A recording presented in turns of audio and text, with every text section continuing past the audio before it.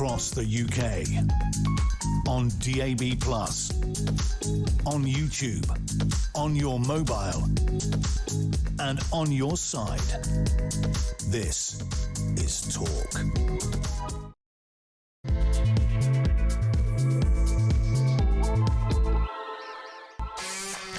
There you are, all quiet on the Westminster front. Not. Good afternoon and welcome to Drive Time right here on Talk. Stand by for 3 electric hours of news, views and topical debate. I'm your host, Kevin O'Sullivan, and I'll be with you all the way to 7 o'clock. Get involved, get it off your chest, get on the phone and call me on 0344 499 1000. One hell of a lot to talk about today. Or you can WhatsApp voice note me on the same number, and I promise to play your message out. It is Tuesday, May the 12th. Here's what's coming up. The crisis of non-government is now down to one arrogant little man's stupefying stubbornness. An unprecedentedly massive landslide vote against him. Furious ministers resigning almost by the hour. At least 100 seething Labour MPs calling for him to go, but still that A-grade weirdo currently squatting in 10 Downing Street refuses to go.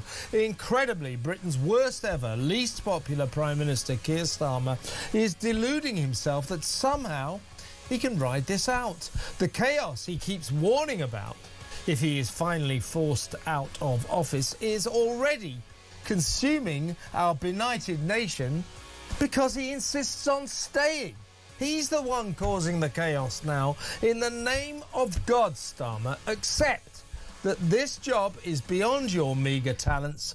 End this sorry soap opera and just go for the good of the country. 0344 499 1000. News that this desperado of a calamitous Prime Minister banned at this morning's cabinet meeting any mention of the cacophonous demands for his resignation is frankly alarming. We, the long-suffering people who last week roundly rejected everything Starmer stands for, are paying the price of a gormless government frozen into dysfunctional stasis by a doomed leader so far in the depths of denial that serious questions must now be asked about his mental health. We urgently need to escape this incompetent lunatic's grip before it's too late.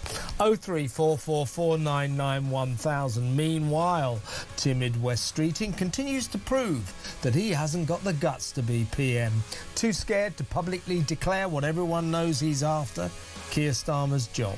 And while West sat there saying nothing in cabinet, Andy Burnham arrived by train in London as if to remind Streeting, strike now or you're too late. If Burnham is the answer, what was the question? Twice Andy has flopped in leadership battles. Will it be third time lucky for the self-styled King of the North? Or horror of horrors, will Crazy Ed Miliband decide it's time for his special brand of madness to ruin the country? It's a shambles, folks. A dangerously damaging shambles. 0344 499 1000. Politicians, pundits, commentators and expert analysis throughout the show. Not forgetting your input, your take on the psychodrama surrounding the last days of two-tier Keir's useless premiership. You know the number. 0344 499 1000. Let's talk. It's good to talk on Talk. All that and so much more, so don't go anywhere. Stick with me right here, right now on Talk, the home of free speech and common sense. Let's spend Tuesday afternoon together, and without further ado, let's go over to my first guest, senior fellow at the New Culture Forum, Philip Kisley. Welcome, Philip.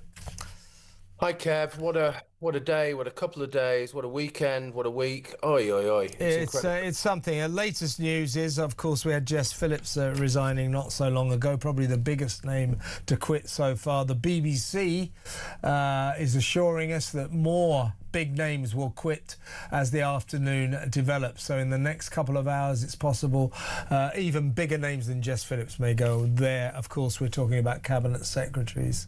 I would have thought Shabana Mahmood perhaps topping the list of potential quitters. Latest news, over 100 Labour MPs have now signed a letter saying now is not the time for a leadership contest.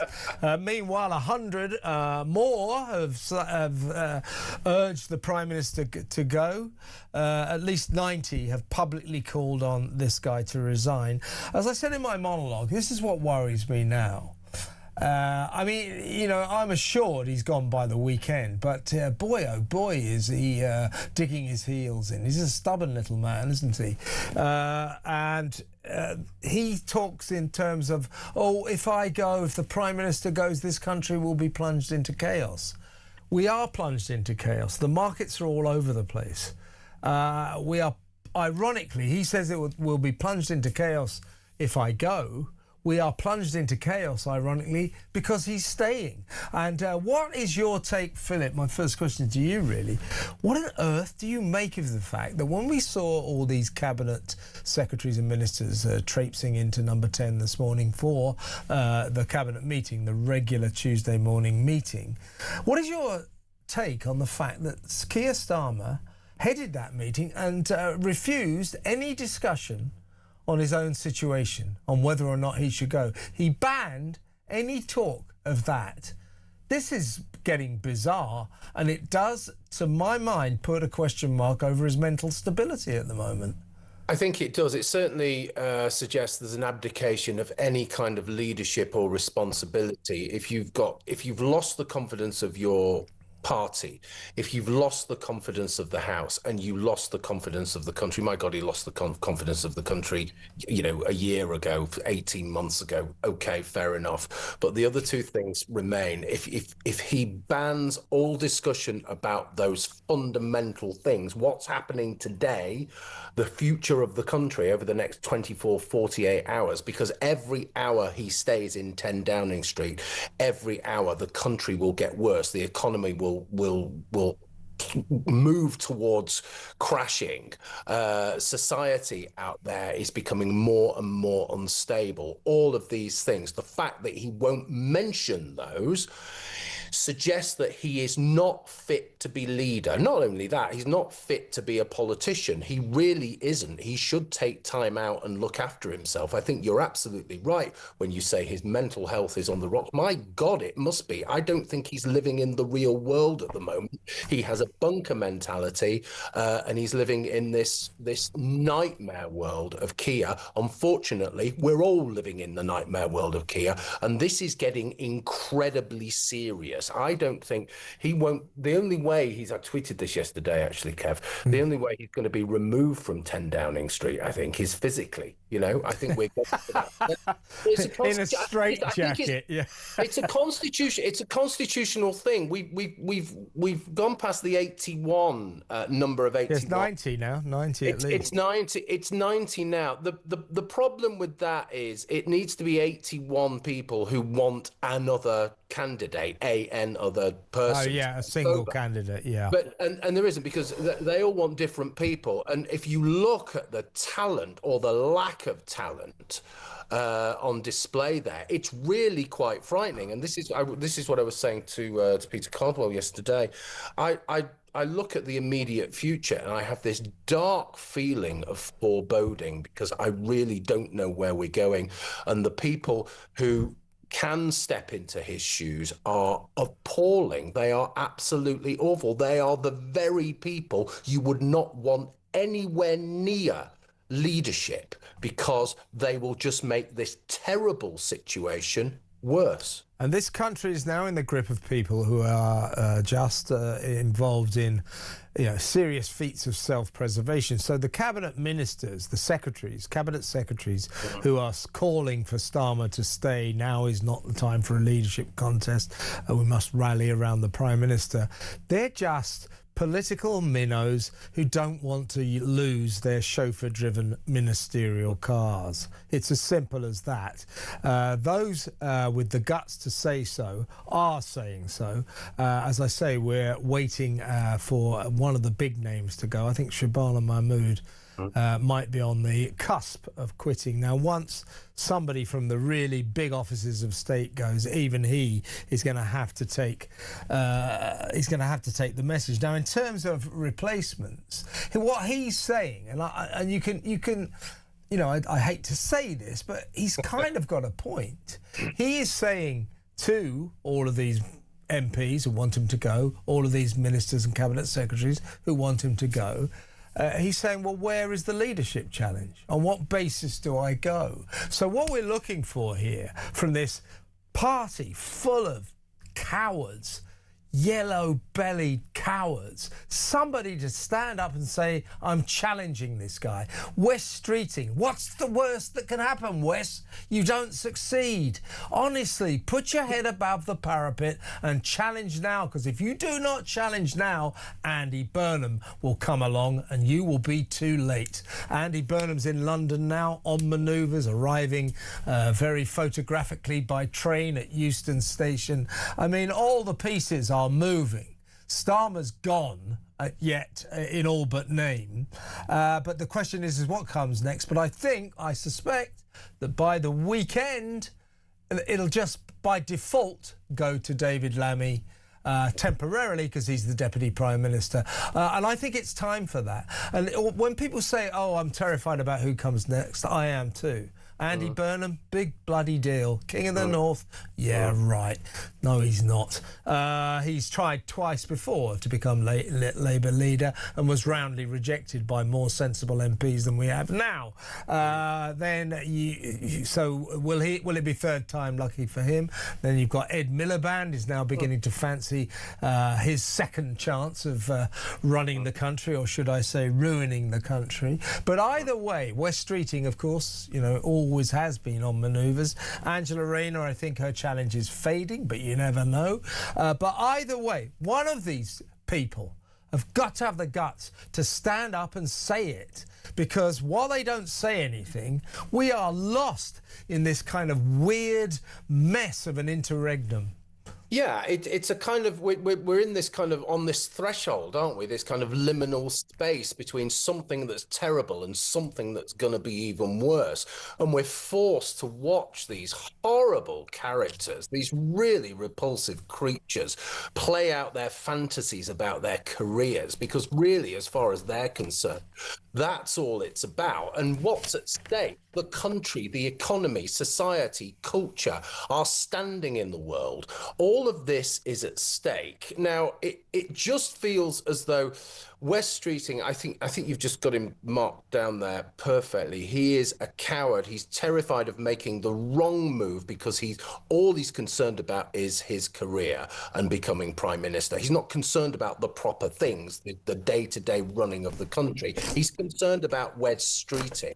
And so he won't make a move. He's kind of paralysed because he doesn't want to ruin his political career. Meanwhile, we've got this joker coming down from Manchester, and how performative and theatrical can you get? Yeah.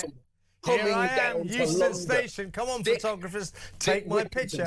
By the way, I'm handsome and all the women fancy me, so, I can really be Prime Minister, because everybody in the North loves me. If you go up to the North, you get rather a different picture, by the way. You get a completely different picture, and you don't even have to talk to anybody. All you have to do, he's the mayor of Greater Manchester, remember, so that includes Oldham. That includes Rochdale, and that includes Bolton. These places have been decimated since 2017, since he's been mayor. Also, last week with the elections, the Labour Party have been obliterated in Manchester. If he's so strong, why aren't they resurgent there? The centre of Manchester is all green. The rest of it is reform, and there are a few very worrying pockets of independence. So that's the story of Andy Burnham, and this is the joker who's coming to London to sort it all out. I don't think so. As I say, for me, this is a really, really worrying time. The fact that I think it makes it even worse, Kev, that 100 people have signed a letter or will be signing a letter in support. The fact that they have to do that tells you all you need to know. It's chaos there, and this man is living in this bizarre kind of world that isn't real. He's just trying to kind of maintain some semblance of order, and by doing that, he's pushing out reality, as he did today. He's disappeared. He's disappeared. We at one point we heard that he'd gone to visit an owl sanctuary, so we were thinking about basing the show around a really clever wordplay, because the plural, the collective term for owls, is a parliament of owls. So he's gone to see a different parliament. However, we're not sure that he's gone to see owls. He may have gone to see some apprentices. But either way, he's just run away. He's hiding. You know, when this is going on. But this is what Rome burns. Rome burns. But this is about him and his leadership and his career and his life, and he's hiding from all the key issues that he needs to sort out. If you think about his premiership over the last 2 years, if you think about all the problems we've talked about on this channel for the last 2 years, week in, week out, he has never dealt with any of them. And if you can't pinpoint the problem, if you can't identify and articulate the problem, then you can never sort it out. And that has been the hallmark of his premiership over the last 2 years, and that is what he's doing now. This is what this man does. He fundamentally runs away. He hides his head in the sand. He just will not deal with stuff. That's a very frightening situation for us to be in, because he is our prime minister. We are in crisis. This country is in crisis. He will do nothing about it, and there isn't anybody else there, Kev, to do anything about it. The only thing I can think that probably might be good for this country is if he's so backed into a corner, he calls for a general election.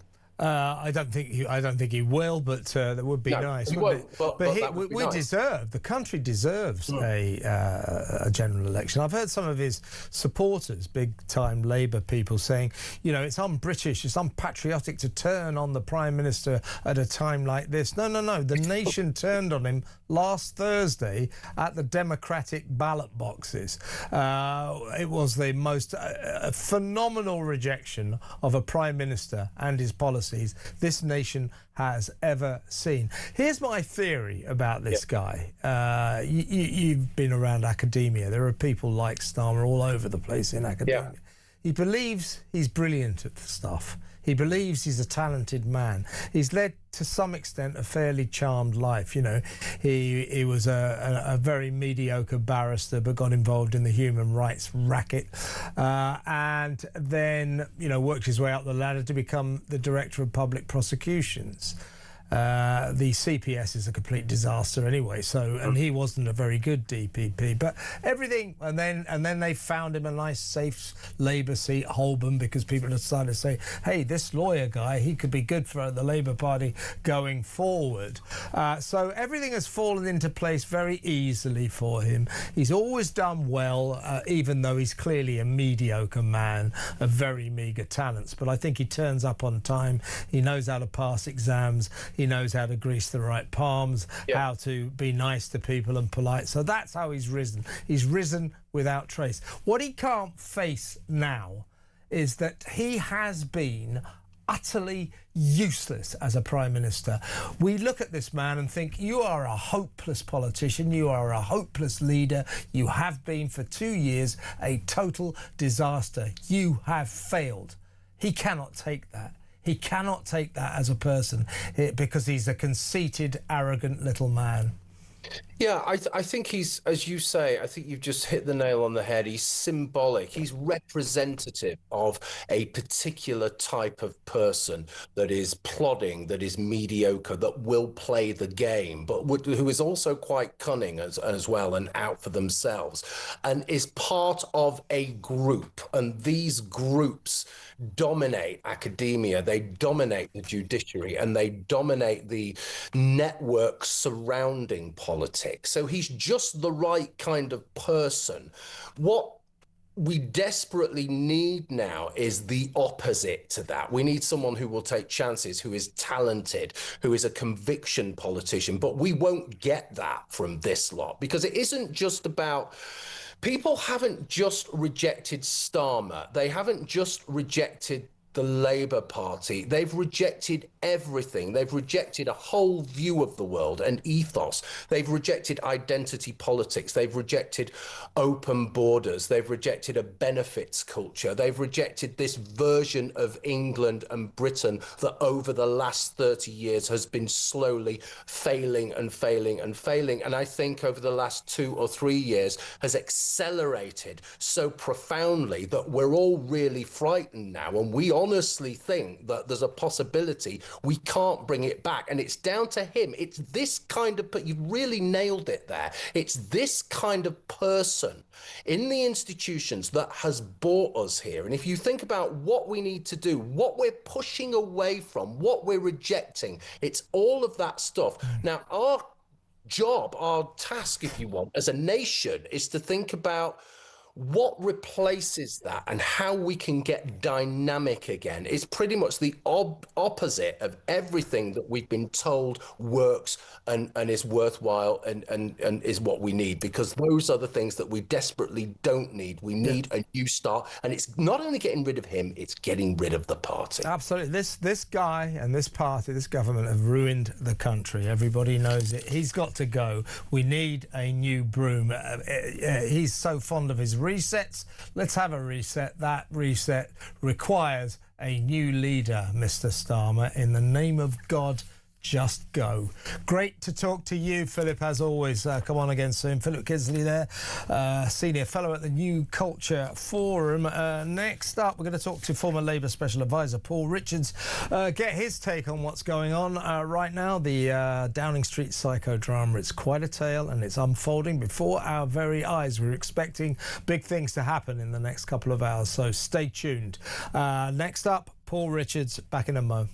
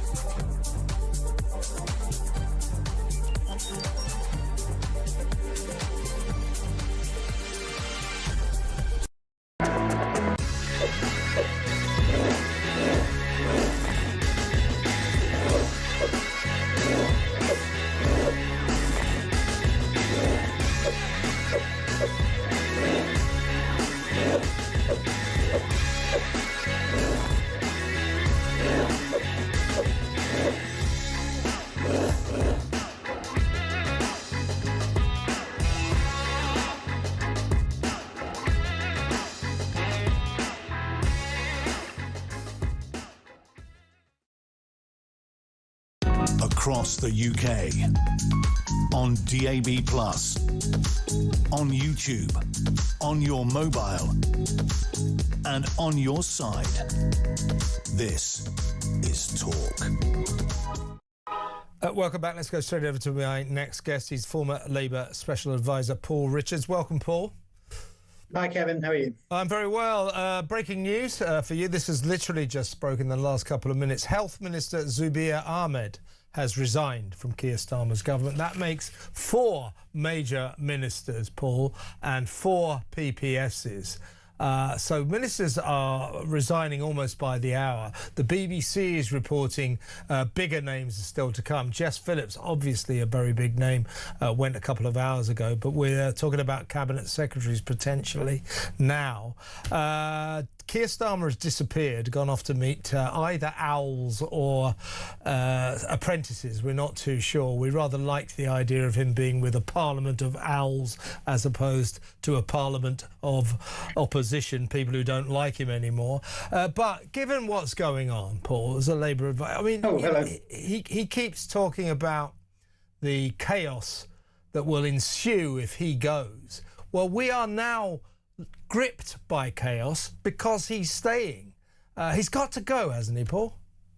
Well, obviously, constitutionally, no, he doesn't. No, but you know what I'm saying. Not constitutionally.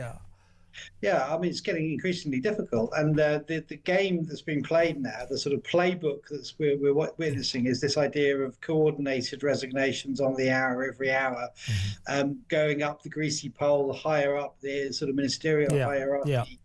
Each time, which is straight out of the Brown Knight playbook against Tony Blair when I was a special advisor, and it didn't take too many of them. It got as far as Tom Watson, I think, as a junior minister, to resign before Tony Blair said, well, this is damaging to the country, it's damaging to the party, I'll set out a timetable for my departure. But the big difference here is, of course, that Tony Blair had been in government for 10 years and had won 2 elections, and he had done a deal with Gordon Brown to say, you will take over from me at some point. Gordon then harried him into getting an actual date for that to happen because it looked like he might be resigning on the deal. That's nowhere near where we are now. You know, because Starmer can turn around and say, look, I've got a huge majority. Most MPs, Labour MPs, backing him still, by the way. It's still an overwhelming majority on his side. And if a few ministers want to resign, I'll just replace them. He'll say he'd already replaced the Yeah, but he's gone by the weekend, hasn't he? He's going by the weekend. Well, he will not be Prime Minister this time next week, Paul, and you know it. I mean, he's gone. Well, it's very fluid. He should go. He should go for the sake of the country. So sure. His stubbornness is causing crisis in this country. He is now emerging from this mess as a very selfish little man.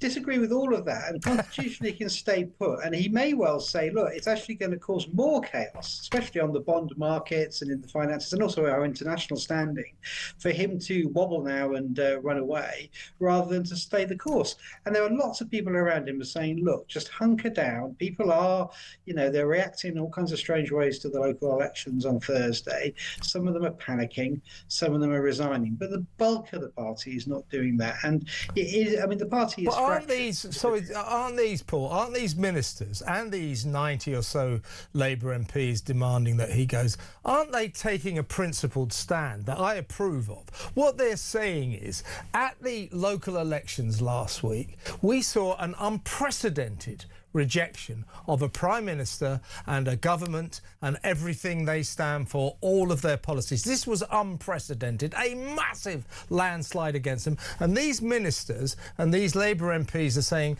Starmer, you've got to go because we have to react to what happened last Thursday. It's no good to say, I'll make a speech and we'll reset and I'll carry on. Well, the government has to react. The people demand it. We do not want that guy in number 10 anymore. The people don't want it. Most MPs don't want it. He's got to go. What is wrong with him?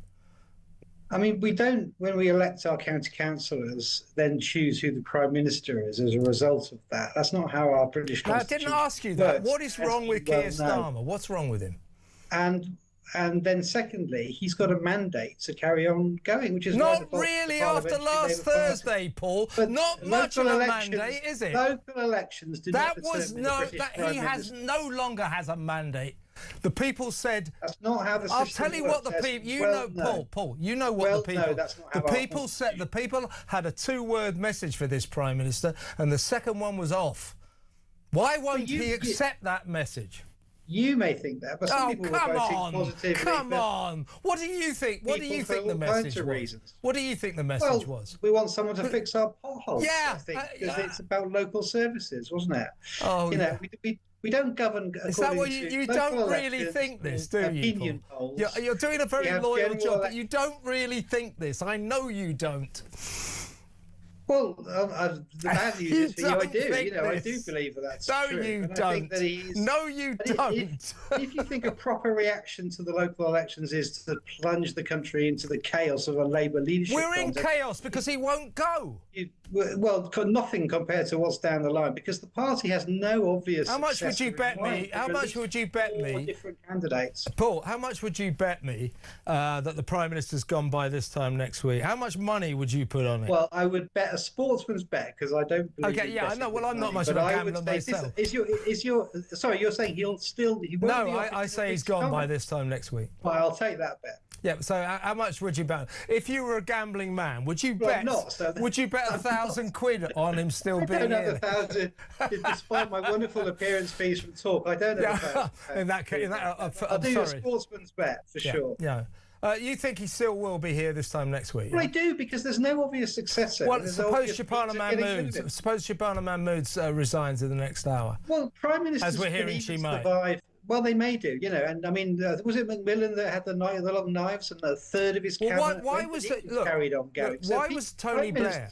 Why was Tony Blair a big enough man to say, junior ministers are starting to resign, this is bad for the country, it is time for me to go? Why was Tony Blair a big enough man to do that? And why is Keir Starmer not a big enough man to accept the same terminal signs? He's finished, he's over, everybody wants him gone. What is wrong with him? Why is he such a small man? He's our Prime Minister. Before, I think the difference is that he's a tiny little man.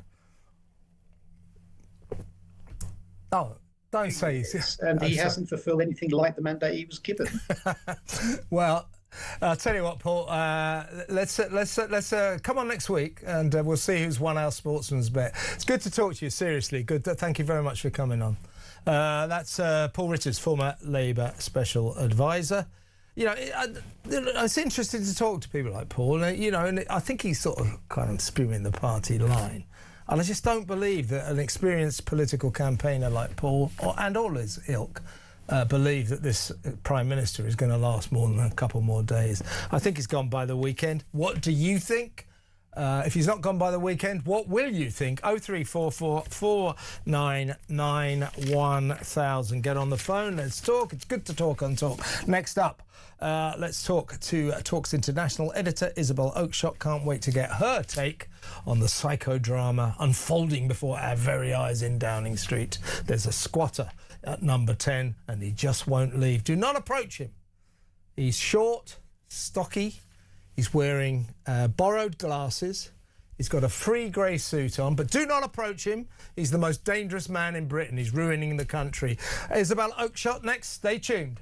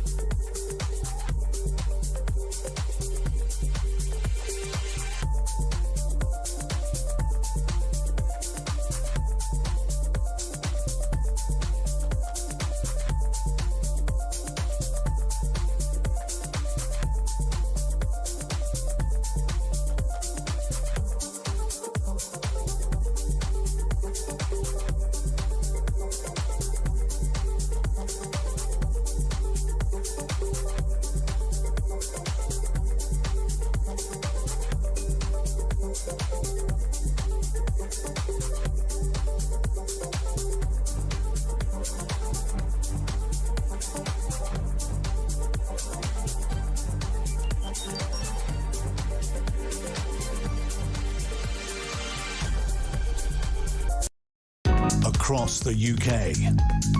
On DAB+, on YouTube, on your mobile, and on your side. This is Talk. Welcome back. As I just said, in the last 10 minutes, Health Minister Zubir Ahmed, no, me neither, has resigned. So, of course, he's Health Secretary Wes Streeting's sidekick. Their PPS, their Parliamentary Private Secretary, quit last night. So the health sector is crumbling in Parliament at the moment. The one thing that hasn't happened is timid little Wes Streeting still has not declared his intention to challenge for the leadership of the party because he's too scared, too frightened, too cowardly, and therefore proving he's not up to being Prime Minister. Thank you, Wes, but no thanks. Let's go to Talk's international editor, Isabel Oakeshott. Isabel, another minister has just quit. Health Minister Zubir Ahmed. That brings 4 pretty major ministers. The biggest name so far, of course, Jess Phillips a couple of hours ago, the safeguarding minister.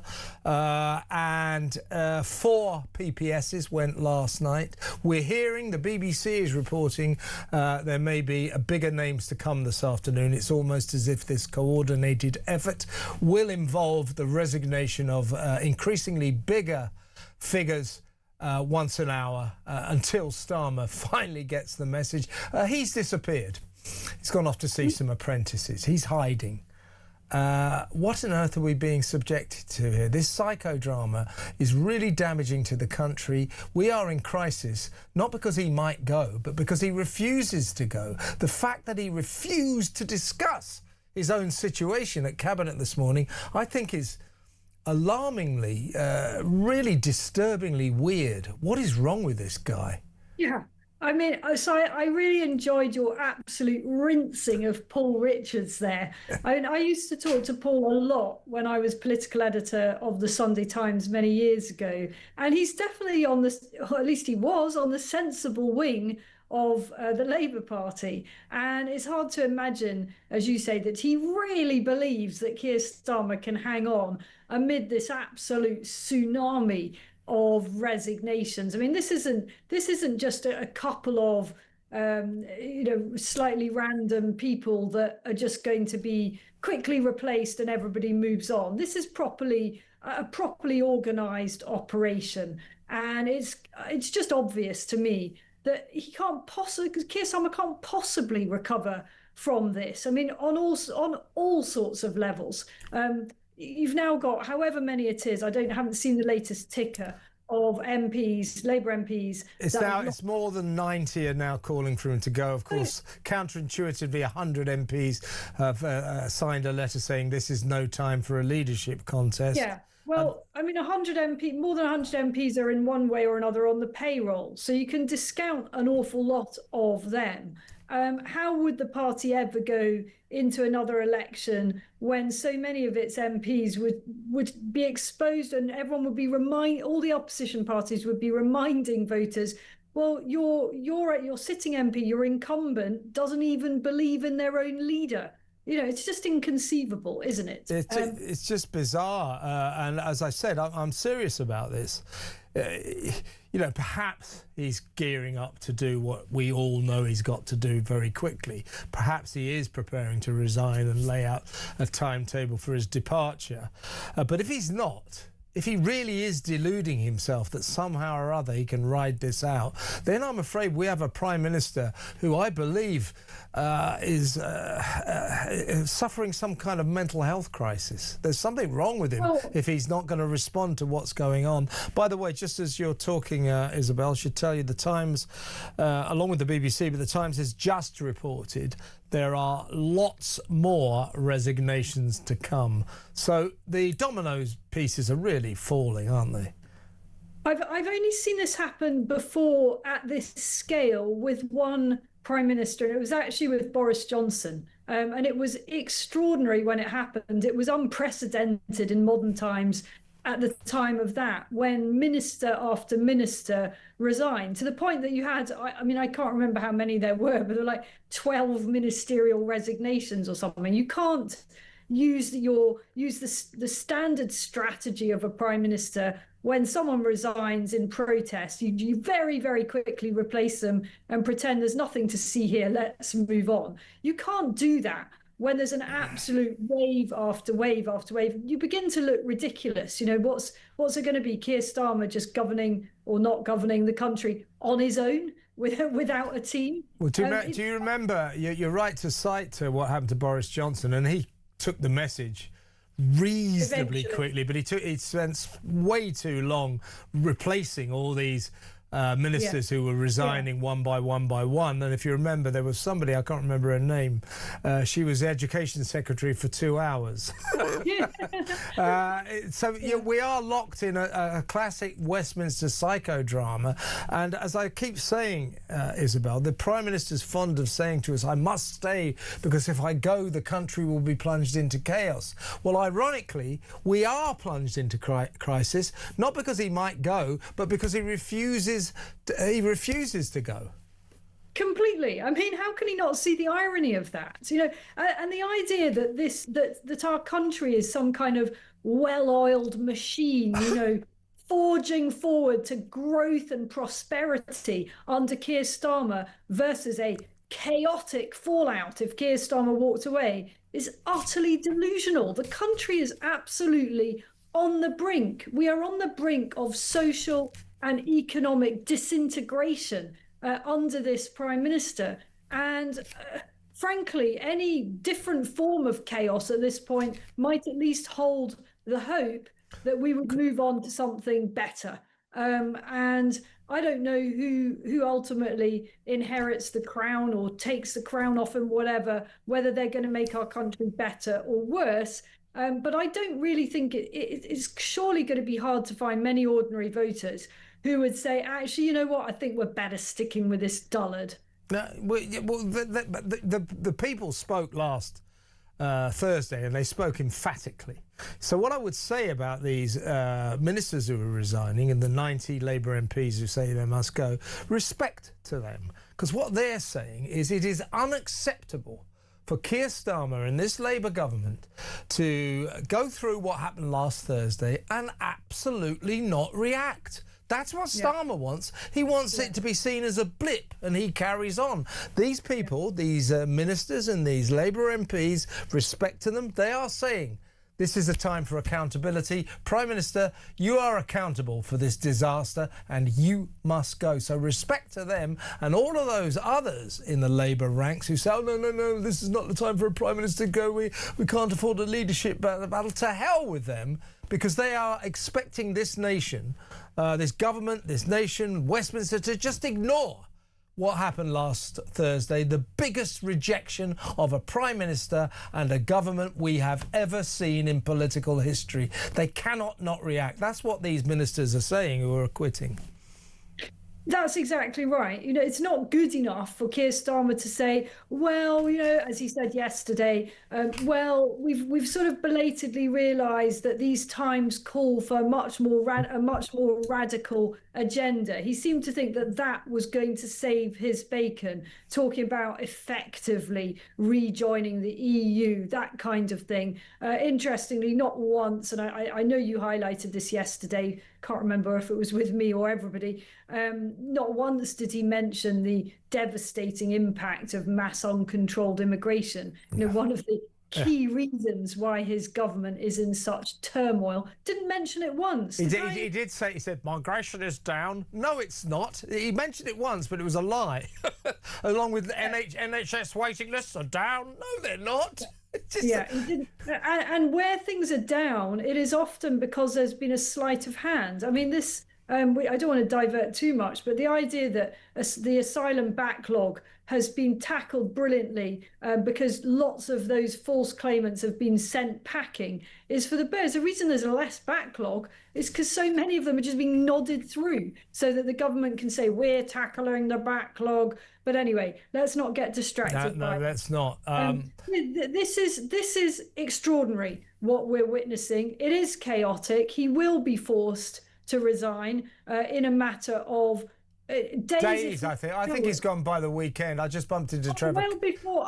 Trevor Kavanagh reckons by the weekend 100%. Well before then. I think it's within the next 24 hours. Probably tomorrow morning. Probably standing on Downing Street, setting out a timetable for his departure. I mean, to add to the whole chaos, there are numerous reports that Andy Burnham is kind of floating around London. Well, he turned up at Euston Station very photogenically. So he's looming or loitering around ominously. West Streeting is proving to be the biggest coward in Westminster against stiff opposition, so he doesn't seem to be doing much. And meanwhile, just as we part company, Isabel can reveal this is breaking news. Angela Rayner is telling Labour MPs she's ready to launch a leadership campaign despite remaining under investigation over her tax affairs.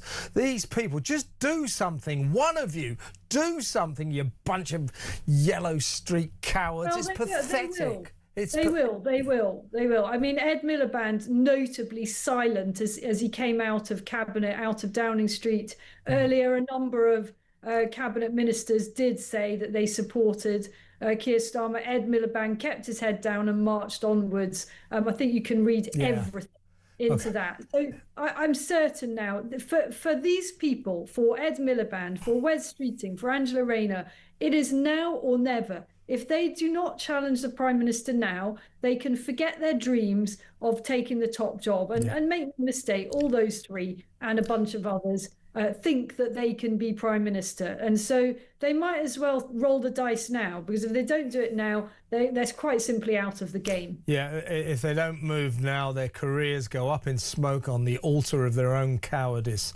Isabel, great to talk to you as always. That's our international editor, Isabel Oakeshott. Next up, Lord Moynihan. We'll find out what he makes of it all. That next, stay tuned.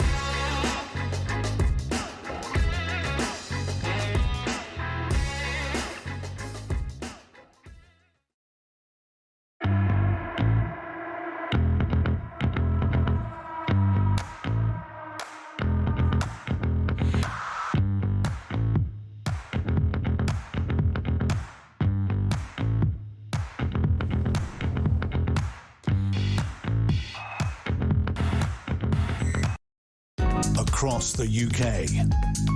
On DAB+, on YouTube, on your mobile, and on your side. This is Talk. Welcome back. Let's go straight over to Lord Daniel Moylan, Conservative peer. Welcome, Daniel. Hi, how are you, Kevin? I'm very well. Now, you were a close ally of Boris Johnson, so you've seen the kind of drama that we're experiencing now in Downing Street. This is what happened to Boris. A number of Tory ministers, big names, started to quit on him, and the domino effect eventually consumed him. He decided the game was up. It looks to me very much as if Keir Starmer is going through the same process, but seems to be in denial. He's disappeared. This morning he would not allow any discussion of his own predicament at the cabinet meeting, and now has disappeared off to see some apprentices, we feel, and it looks as if ministers, senior figures are going to resign every hour until he goes, and yet still he doesn't seem to be getting the message. Do you think he's gone by the weekend? What do you think, Daniel? Well, I think, I mean, I may be completely wrong. What do I know about the internal workings of the Labour Party? I mean, that is a lifetime of study. But it seems to me there's quite a good chance he's getting away with it at the moment, because the Labour Party is so utterly useless. Yes. And part of the reason they're useless is that they can't agree who should be the candidate to succeed him. And they all hate each other. And you know, they're the people who want Wes Streeting, but they're outnumbered by the people who loathe the idea of Wes Streeting. And then there are the people who might want Angela. Actually, I don't think there are any left who really want Angela. They've had a good look at her. All this stuff about the tax is a bit of an excuse. Even if she'd got her tax affairs sorted out, I really don't think there's much support for Angela there after all. I mean, really, when you think about it, Angela Rayner as Prime Minister. I don't think she has the bandwidth for the job. That would be my feeling. That might be the view, the way they put it, but they're not going to vote for Angela. And then you've got Andy Burnham. So what they want somebody who can't be the leader. They want someone to be leader who isn't qualified to be leader. It's brilliant, an absolutely brilliant position to find yourself in. So now you've got some idea that they're going to have this ex-Royal Marine that nobody has ever heard of. The only context in which anybody has heard of this ex-Royal Marine, whose name I probably won't get right, is that he's going to be the next leader of the Labour Party. That's all we know about him. But he's going to be the next leader of the Labour Party. Who is this? Who are you talking about? It's sort of this Al Carnes, yeah. person. You know, what do we know about him? He only ever appears on the television when there's a vacancy for the leader of the Labour Party. We don't know anything else about him. That's all we know. They are in a complete mess, and they're going to screw it up. And meanwhile, let me finish. They are screwing it up. They're completely screwing it up. And meanwhile, Starmer, who is this tin-eared lawyer, is saying, well, I mean, there's a process for doing this, isn't there? I mean, there's a process for getting rid of the leader of the Labour Party, and somebody's got to start it, and none of you dare start it. So I'm carrying on. I'm off to, where is this? I heard these apprentices were in some sort of owl. Yeah, no, we heard that he'd gone to an owl sanctuary, and we were going to have a good fun with the plural, the collective term for owls. He hasn't done that. We were going to say he's avoiding this parliament, has gone off to see a parliament of owls, but it turns out he may well, disappointingly, be with apprentices. But that said, he's avoiding the issue at the moment, and to be, he's very successfully avoiding it. Yeah, I hate to cut him any slack, but when he says, look, you're all asking me to resign, well, there needs to be a challenge to my leadership. There isn't one. He's got a point, hasn't he? Yes, no, exactly, he's got a point. And the other funny thing I've thought about, you know, everyone says, well, it's Wes Streeting. If Wes Streeting doesn't step up to the plate now, he'll show that he's not made of the stuff to be a Prime Minister. That's what people are saying. That's what I just said about 10 minutes ago. Well, I missed it. Sorry. The funny thing is, I rather have a feeling if it was Wes Streeting versus Keir Starmer might win. Yeah, because there are so many people amongst Labour Party MPs who can't stand Wes Streeting, especially on the left, partly because he's made his entire political career out of poking fun at them and annoying them. Yes, I mean, I do think Starmer should go, but he would probably be replaced by either Burnham, I would suggest, or West Streeting. But I think the most likely candidate is Andy Burnham, the self-styled King of the North. And in a sense, with him, I think it's a case of careful what you wish for. You might end up with someone who's worse than Starmer. It's an incredible thing to say, but Starmer might be our best bet if we want some kind of halfway moderate stability going forward. Well, let's just think about Andy Burnham. On the plus side, Andy Burnham does a passable impersonation of a genuine human being, and he has a nice smile. I mean, those are two good things to have, and they're in his favour. There he is walking through the street now with red rosette. Yeah. Okay, and he's got a bit of practical experience under his belt of running Manchester, which is a real advantage because, of course, nearly all of these ministers, including Starmer, have come to power without any real experience of running anything. It's not quite fair to Starmer because he did run He ran the DPP, not very well, but he did run it. He did have some experience. He might have learned some lessons. Yeah. Most of the rest have no experience of government, and Burnham does have some. But then he wasn't a very successful minister. He did stand for leader twice. Nobody wanted him.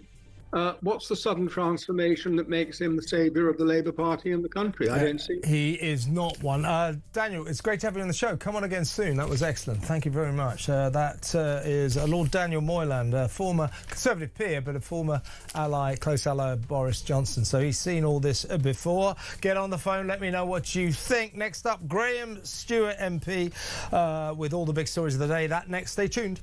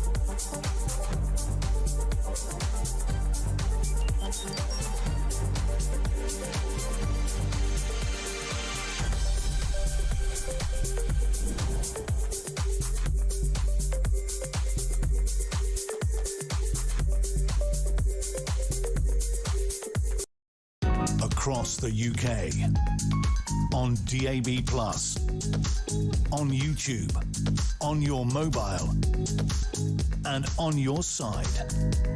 This is Talk.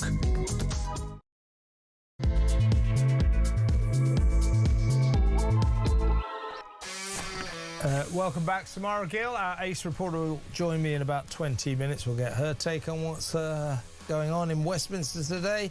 But for the next 20 minutes or so, let's spend them in the excellent company of a Conservative MP for Beverley and Holderness, Graham Stewart. Welcome, Graham.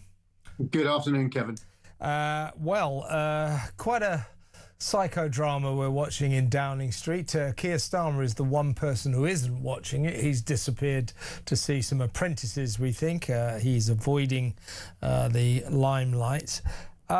What's your take on it? I mean, we've now got 4 major ministers have resigned. In the last half an hour ago, Health Minister Zubir Ahmed joined the departing flock. He said he was going because of a lack of values-driven leadership. The biggest name to go so far, the Safeguarding Minister Jess Phillips, she said that she wanted a Labour government to work, but she is not seeing the change I think I and the country expect, so I cannot continue to serve as a minister under the current leadership. In other words, she's saying Keir Starmer is just ineffectual and hasn't achieved anything. I think we can all agree on that. So that's 4 major ministers, 4 parliamentary private secretaries. They all went last night. 4 ministers today. We're told by the Times and the BBC, very reputable sources, that many more ministerial resignations are to come, probably today. Looks as if they're coming out at the moment, Graham, at the rate of about 1 an hour. This is clearly a coordinated attempt to persuade the Prime Minister to step down and let someone else have a go, because he's pretty much ruined the country, and yet he's refusing to do it. What's your take on the fact that, almost bizarrely in my view, at the Cabinet meeting this morning, he banned any discussion of his own predicament? It's bizarre. Yeah, and what kind of Cabinet ministers allow that to happen? I've been in the Cabinet, and the idea that I would have sat there while someone like Keir Starmer refused to talk about the elephant in the room is for the birds. You look at Wes Streeting, who obviously had his outriders, if it's not him himself, saying that he's ready and to step in. But clearly, Wes's ego and his organisational capabilities, let alone his decisiveness, they just don't match. And it's ridiculous that we're going to have this slow bleeding out of a Prime Minister while the global markets keep charging us more and more and more for our borrowing. So the real world stuff here, Kevin, it's very well, we can all get caught up, especially those of us close to it, with a sort of psychodrama, as you've mentioned.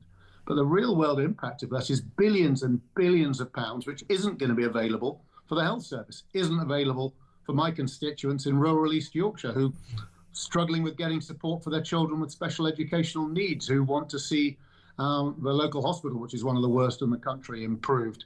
Instead of that, we've got a Labour government obsessed with itself, big egos like Wes, posing on the one hand and then not striking on the other. So they've got striking doctors, but you've got a cabinet minister who can't even speak up at a meeting, can't even put his hand up and say, Prime Minister, I insist that we're going to talk about this, because you clearly cannot continue when more than 100 of your MPs and more of your ministers are saying that you cannot continue. It's absurd. It's not just Keir Starmer that's letting everyone down, it's the cabinet that's letting everyone down. And the country deserves better, and there are real consequences. That's what I would say beyond all this. It's, as I say, it's easy to get obsessed by looking at it, but it's the real world effect is horrible. Well, we're not being governed, Graham. I mean, we have no government. They're just obsessed with their own internal divisions, their internal soap opera, really, and they're not governing. They're obsessing on Keir Starmer.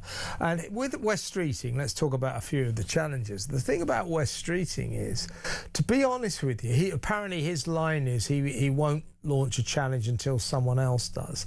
And I would say, I don't know Wes Streeting, so, I can say this.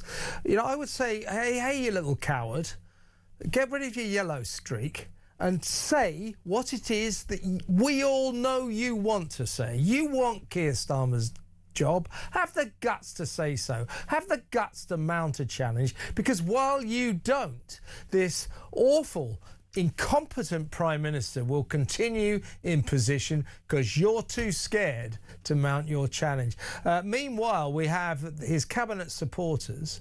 I mean, to be fair to Shabana Mahmood, Yvette Cooper, we're told a couple of others have Ed Miliband have actually spoken to the Prime Minister and said you should go. You know why the rest of them aren't saying anything? You know why the rest of them are saying now's not the time for a leadership challenge, we must gather around our Prime Minister and go forward and deliver the mandate, what our mandate gave us, and all that rubbish. You know why they're saying this? You know this. You're in Parliament, you're in Westminster, Graham. It's because they want to hang on to their ministerial chauffeur-driven cars, and if the Prime Minister goes, most of those political minnows will go as well, and they'll lose their cars and their status. That's what's going on in this pathetic, cowardly Yellow Street cabinet at the moment.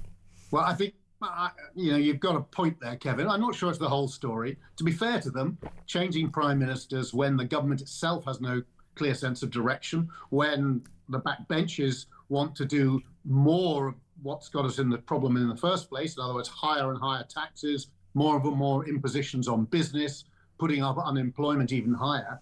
You can see why quite a number of people in the cabinet thinking, well, if we replace Keir Starmer and Rachel Reeves and people even more left-wing, we're going to be even more removed from reality, and the country is not going to be well served. So I'll try and be more charitable than you are.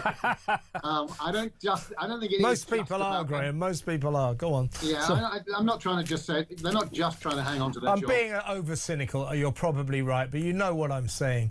There's not much thought about the welfare of the country going on in cabinet at the moment. A lot of them are thinking about their own welfare. But do you share my view and other? I was going to say, I'm not an expert, but other experts' views that this Prime Minister will be gone by the weekend? Who knows? I think did we talk about this last week, Kevin? Yes. I mean, I think the word we both used then was limpet. I mean, he is limpet-like. He's got his fingers in his ears. He's not listening.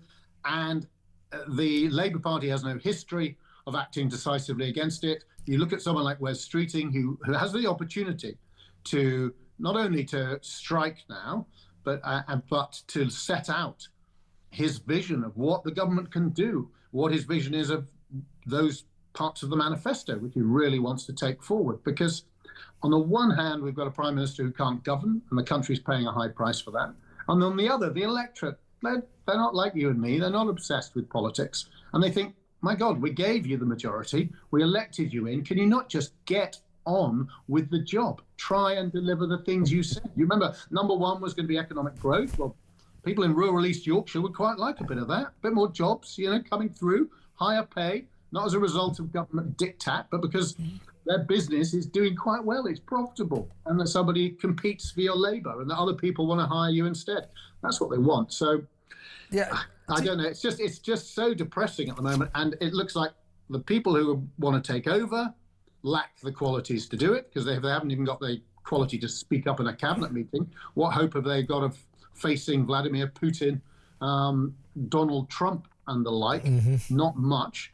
So we really are in a quandary. Yeah, here's what I think, Graham. I think, in fairness to the ministers who've resigned already, and the 4 PPSs who resigned last night, and the 90 Labour MPs who are demanding that Keir goes, what they are talking about is they are demanding, and I think they're absolutely right, they're demanding accountability for this annihilation that Keir Starmer and his government, the Labour, suffered at the local elections last Thursday.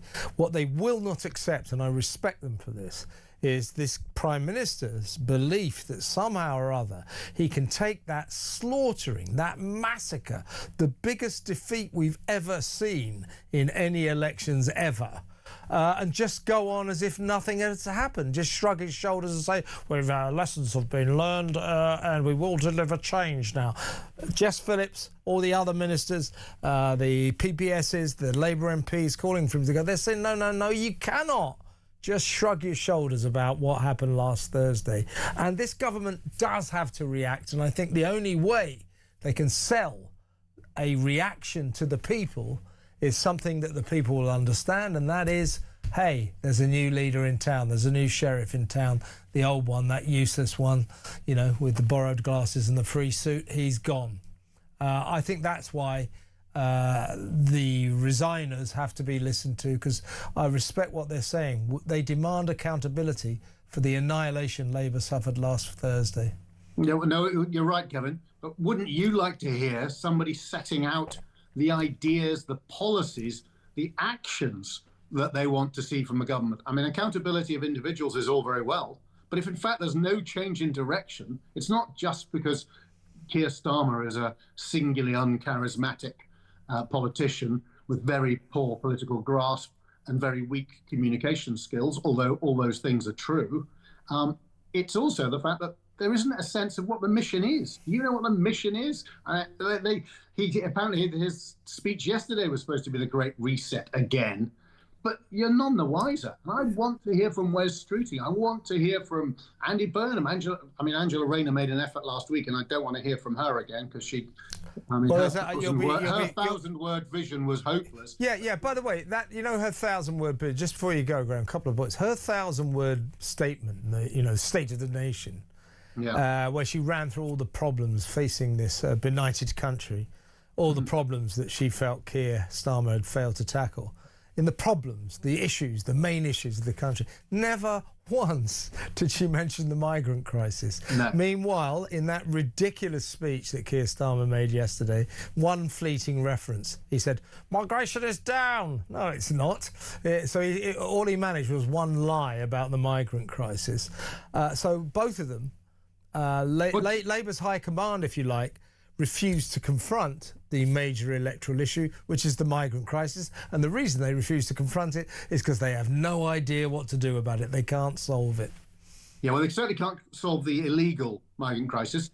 To be fair, I can't remember his exact words, but immigration has come down significantly from its peak.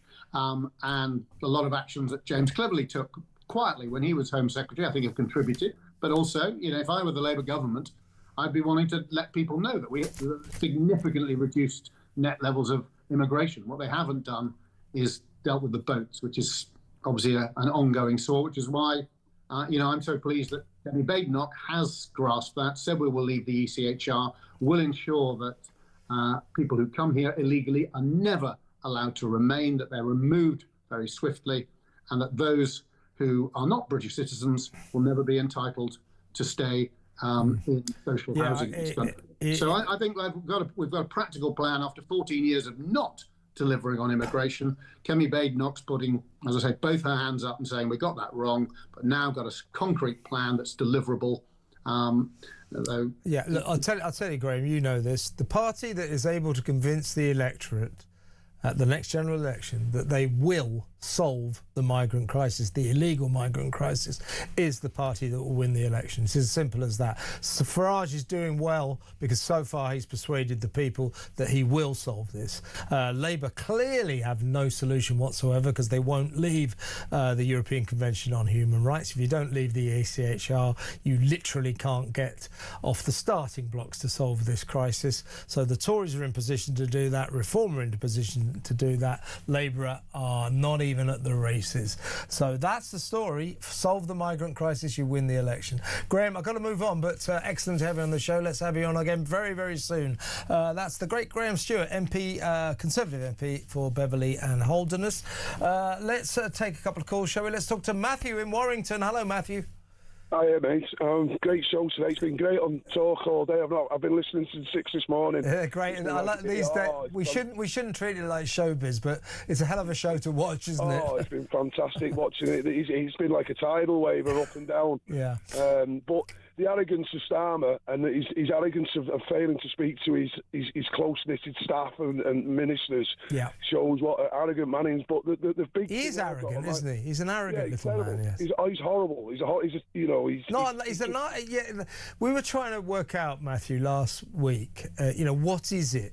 This is the most unpopular Prime Minister, the most hated Prime Minister this country has ever had, and we were trying to work out what it was. I mean, no, we don't like his policies, we don't like his uselessness, but, that's standard issue for lots of politicians. So why don't the British people like this? Why do they hate him so much? I think it's because he's an arrogant, conceited, nasty man who throws everyone under the bus to save his own sorry backside. Do you agree?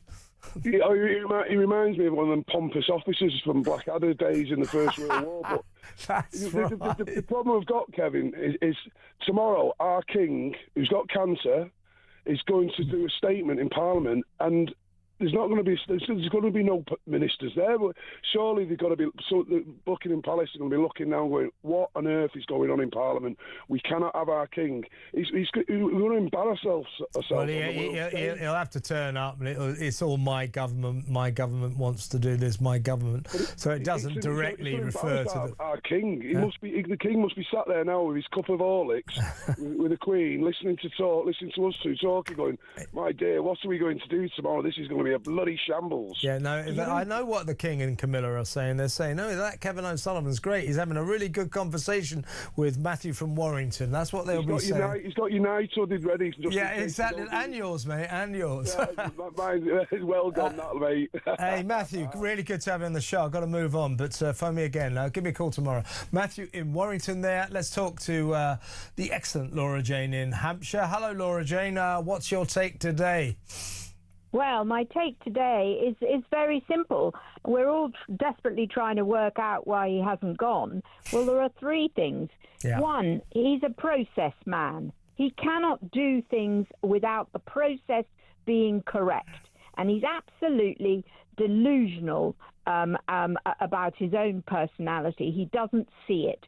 So what with the process man, the delusional man, and the slight dictatorship man, we just have somebody who's not going to go. And the only one who's going to really finally win him round is his wife.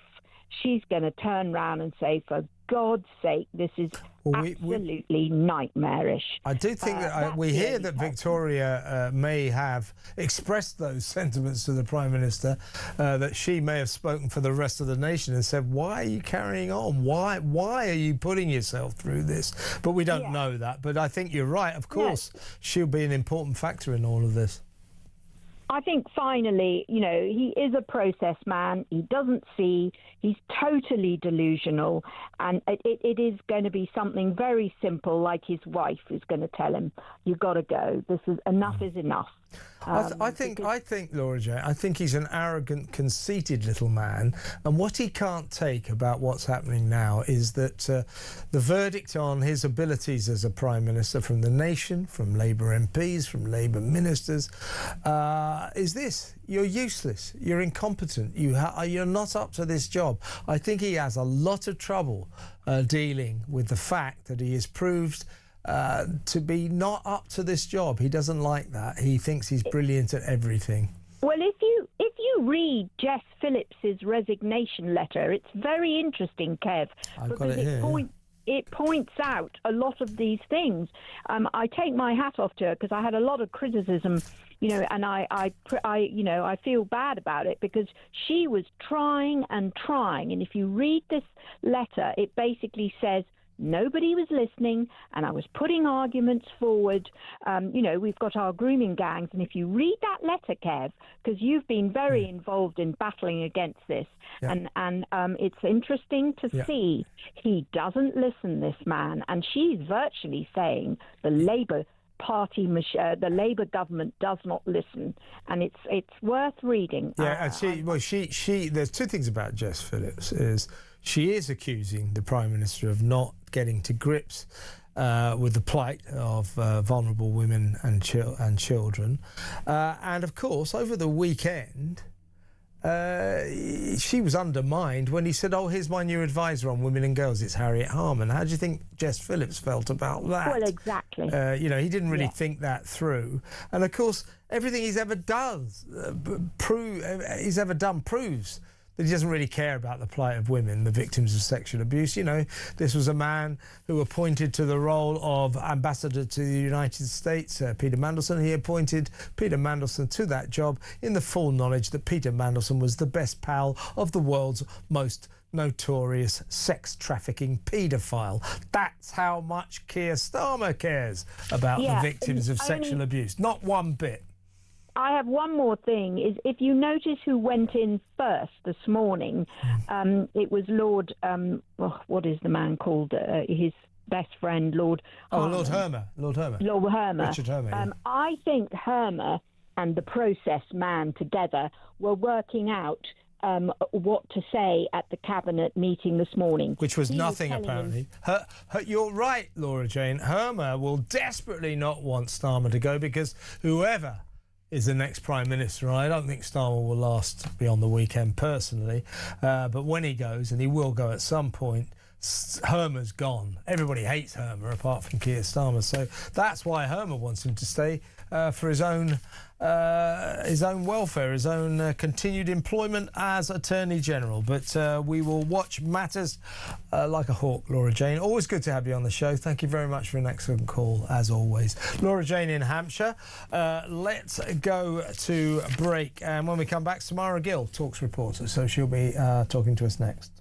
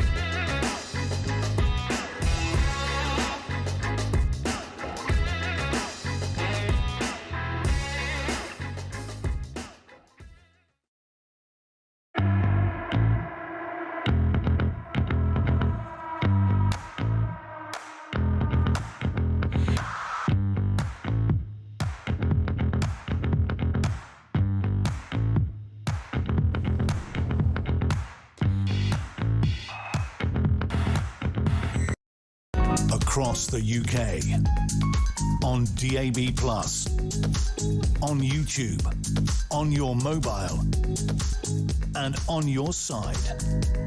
This is Talk. Welcome back. Well, obviously, we're focusing on the Keir Starmer psychodrama. When will this little man leave 10 Downing Street? Kicking and screaming, it seems. Quite a drama going on. Just now, The Sun was reporting that Shabana Mahmood, the Home Secretary, was expected to be the next big name resignation. Her office is denying that. She's saying she will not resign. But we are told by both the BBC and The Times, very reputable sources, that the resignations from ministers will keep on coming, and maybe cabinet secretaries as well. So how much longer can the Prime Minister last? Not long, experts agree. Shall we go straight over, though, because we've got other stories to talk about as well. We need to discuss Zach Polanski. Looks like he's told yet another lie. Begging the question, as I was asking yesterday, does Zach Polanski, the Green Goblin leader of the Green Party, ever tell the truth? Doesn't seem like it. Let's talk to talk reporter Samara Gill. Hi, Samara. Hi, Kev. Now, Zach Polanski. We have to talk about Zach. Yeah, we do, because it's a significant story, given that he has been allegedly proved to lie 3 times in the last week. 3 times. Now we've got another case. He has admitted now that he failed to pay council tax while living on a houseboat in East London. He kept denying that he lived there. Said, I never lived there permanently. I never lived there. The boat's been advertised for sale for £100,000, and at one point Mr. Polanski referred to this place as his amazing home. He had his laundry delivered and collected from there.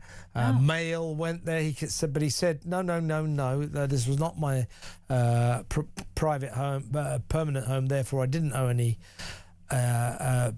council tax. And the Green Party press office also backed him up, saying that he only ever stayed on the boat with his partner occasionally. This turns out to also be a lie. He now admits he was living there, and he does owe the council tax. Is going to amount to about £4,000, 3 years worth. I tell you, the rest of us, if we didn't pay our council tax for 3 years, we might get our collar felt. We might end up in court. Is he just going to get away with saying, sorry, it was an unintentional mistake? That's what he's saying. Doesn't sound like it, does it? No, I couldn't agree with you more. I mean, Zach Polanski's been caught with his pants down yet again, which it's a visual no one wants. But you're right. In the last week, I mean, there's been a litany of lies, but we hear that he was never a spokesman for the Red Cross. He never worked at the Ministry of Justice. That was another lie. He was never a professional hypnotherapist. He wasn't on there. He was never a professional. Even the boob enlargement was a lie, Kev. I mean, I feel betrayed at this point. It's really, really dangerous, actually, because these false claims, you know, it's not that he's just a charlatan anymore. He's actually proven to be quite a dangerous individual. If this quite easily find outable information has now proven to be a lie, what else is he lying about? That's what I have to ask. You know, what is he covering from us? What truth is he not displaying to the public that he should? And I think it's just hypocrisy at the highest level. I mean, just look at some of the Green Party policies, you know. They want a major crackdown on tax avoidance and evasion. So much so that I was looking on their website today, and they've argued that everyone should pay their fair share to fund the public services. And apparently, if they were to get into power, they would give the HMRC enforcement powers and resources to pursue unpaid taxes and close loopholes. And effectively, what some of that information on the website revealed to me is they would almost do like an ICE-style, this is just my interpretation of it, but like an ICE-style crackdown on those who don't pay their taxes under a well, maybe he could take himself in, because he didn't pay his council tax, and he's now admitting that was, in his words, an unintentional mistake. Well, yeah, but you said that you never lived there before. You never lived there permanently, so suddenly he's changed his tune. This is now the 4th major lie he's been exposed for telling in a week. Big lies. Each time he's had to admit, oh yeah, I was lying, you know. I mean, this is the leader of a major political party. and he's doing them damage. It did affect them at the local elections. They did okay, but they would have done better if it wasn't for him, clearly. People don't like his alleged backing for anti-Semitism, his support for those criticisms of the coppers at the Golders Green stabbing. They don't like all of this, and they certainly don't like a liar. And you and I have discussed this before. This is what worries me about this guy. I think the question about Zach Polanski, this potent, poisonous force on our political landscape now, is who the hell is he? Who exactly is this guy? He trained as an actor. He studied drama at Aberystwyth University. He's an actor. Is this his stage? I mean, he could never quite make it in showbiz. He's too ugly. His teeth are too bad. So is politics? You know what they say about politics? It's showbiz for ugly people. Is this just his stage? Is he giving us a role? Is he playing a character? I think that might be the case. We have got a fraud and a liar running a major political party, and that's a cause for great concern, I think. Look, I mean, for a politician obsessed with authenticity, there's an awful lot of embellishment going on. And, you know, this issue, it's not just one mistake. It's actually a real pattern, something we can totally look at his character and say, okay, this is really dodgy as hell. You know, you can survive one exaggerated claim, but 5 starts looking deliberate. And he popped out of nowhere. You know, there are serious questions to be asked about how he gained that much momentum and traction in such a small amount of time. And the Greens, they lecture the country on ethics and accountability. Well, perhaps they should start employing some of that in-house, in my opinion. I just think that I've got this sort of theory, though, that I think Zach Polanski's time might be up. He might be expiring, similar to the Liz Truss lettuce. And we might actually get a Hannah Spencer in place. Oh my God! You mean? No, I think she actually could be a better choice than Zach, and she seems a little bit more upfront about her holistic. I don't think she doesn't seem to be a liar. She's not a liar. And I think even the Greenies are just saying, hang on, 4 times in a week. The press office must be at the end of their tether. They keep backing up his lies and then have to say, oh, no, it turns out Zach, was made a bit of a mistake here and so on and so forth. I think he is damaging the party. He is not. It affected the locals, for sure. Would you say so? I think 100%. Before you go, what is your take on what's going on in Downing Street today, Samara? The Prime Minister still clinging on by his fingernails. 4 ministerial resignations, 4 PPSs went last night. 90 Labour MPs now calling for him to go, but he won't go. It's weird, isn't it?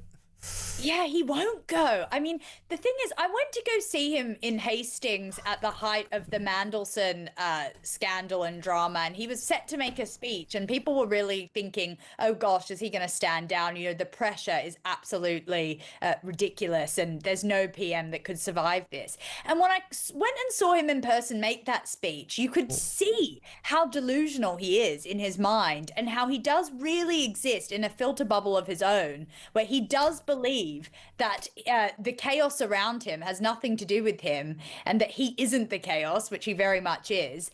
And he's got this sort of red wall leaderish type of vibe to him, where he thinks that he will bring the country back to strength if only he stays in power. And I think it's really dangerous and delusional. And just quickly, I remember I was saying to you last night, he is reminding me a little bit of Iran's supreme leader. Come on, even more so now, actually. I've been Ayatollah Stama. Yeah, Ayatollah Stama. So I mean, he's had his shoulder blown off. Yeah.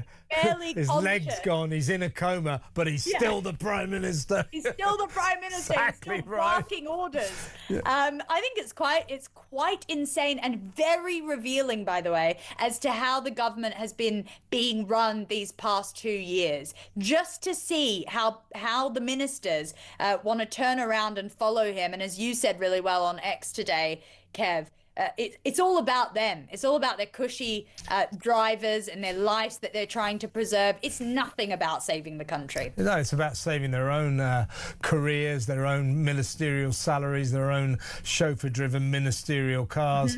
A load of the cabinet know that if this little man Starmer goes, they lose their ministerial roles, they lose their cars, their chauffeurs. That's why they're backing him. Some of them have got the guts to say, no, you've got to go, but not enough. And they didn't even mention his predicament at the cabinet meeting today, which frankly is insane. Now, Samara, I'm going to go to break now, but you're going to stay with us. So I'll see you in a second. Samara Gill there, back in a mo.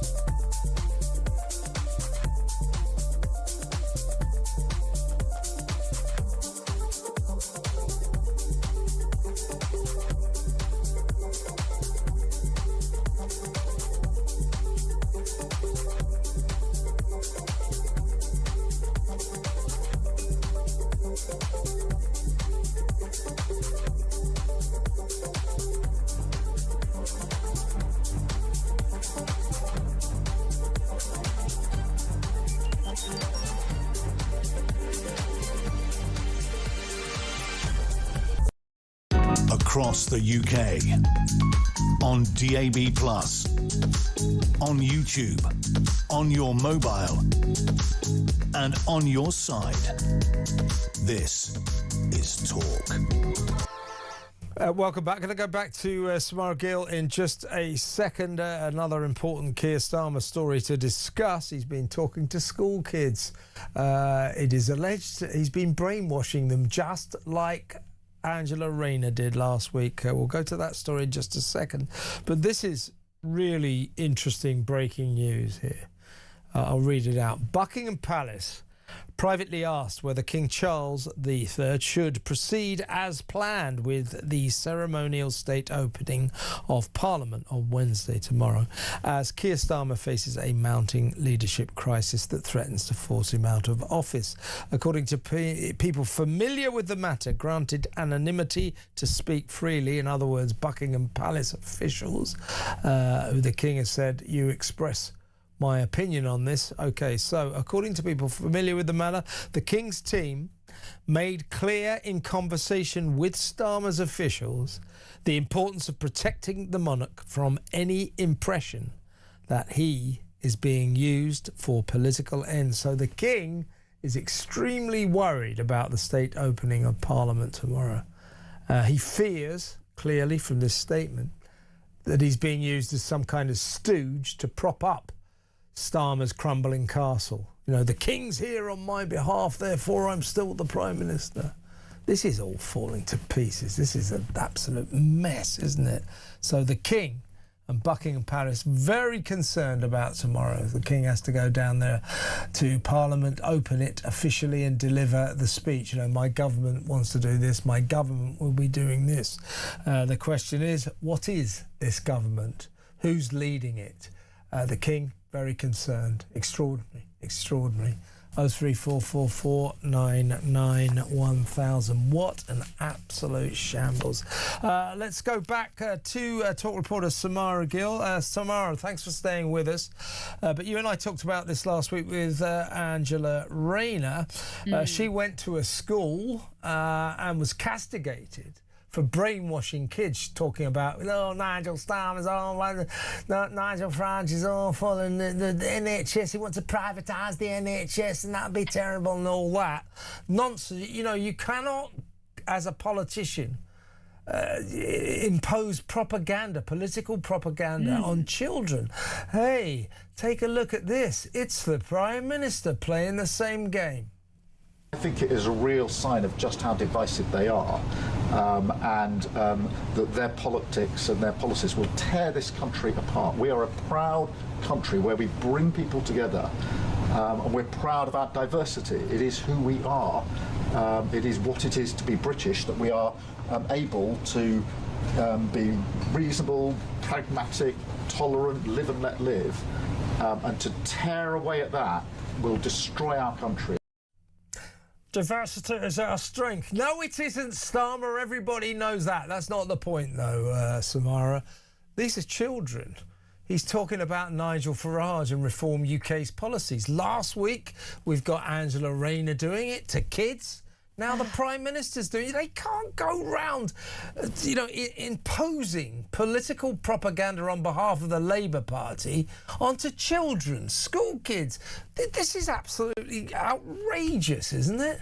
Well, Labour's pretty dark and craven, Kev. I mean, they obviously want to get them young. That's what they've tried to do by giving 16-year-olds the vote, which has backfired spectacularly on them, because one half of 16-year-olds are, just right of Genghis Khan, and the other are Green voters. Yeah. So I don't know how that's going to work out for them. It's really interesting because he comes into schools, he starts talking about fascism. I mean, he's absolutely obsessed with Farage.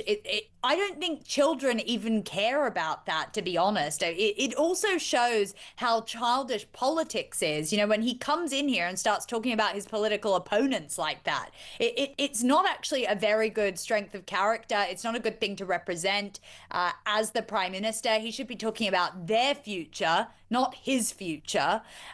It beggars belief. And I don't want to hear for a second that he cares about the young people of this nation, because just look at the 17-year-old asylum seekers that raped a 15-year-old girl in Leamington Spa, the Afghan migrant who raped and took a video of a 12-year-old girl, also found guilty. The boat migrant 14 who raped a girl and then was allowed to walk free because of the soft touch, human rights-esque judge. These are the issues on the streets for British families that Keir Starmer hasn't uttered once in his pleas to his backbenchers these past couple of days. It's insulting and ridiculous, Kev. You know those lefty Emily Maitlis and what's his name, Lewis Goodall and all that lot on the Newsagents podcast?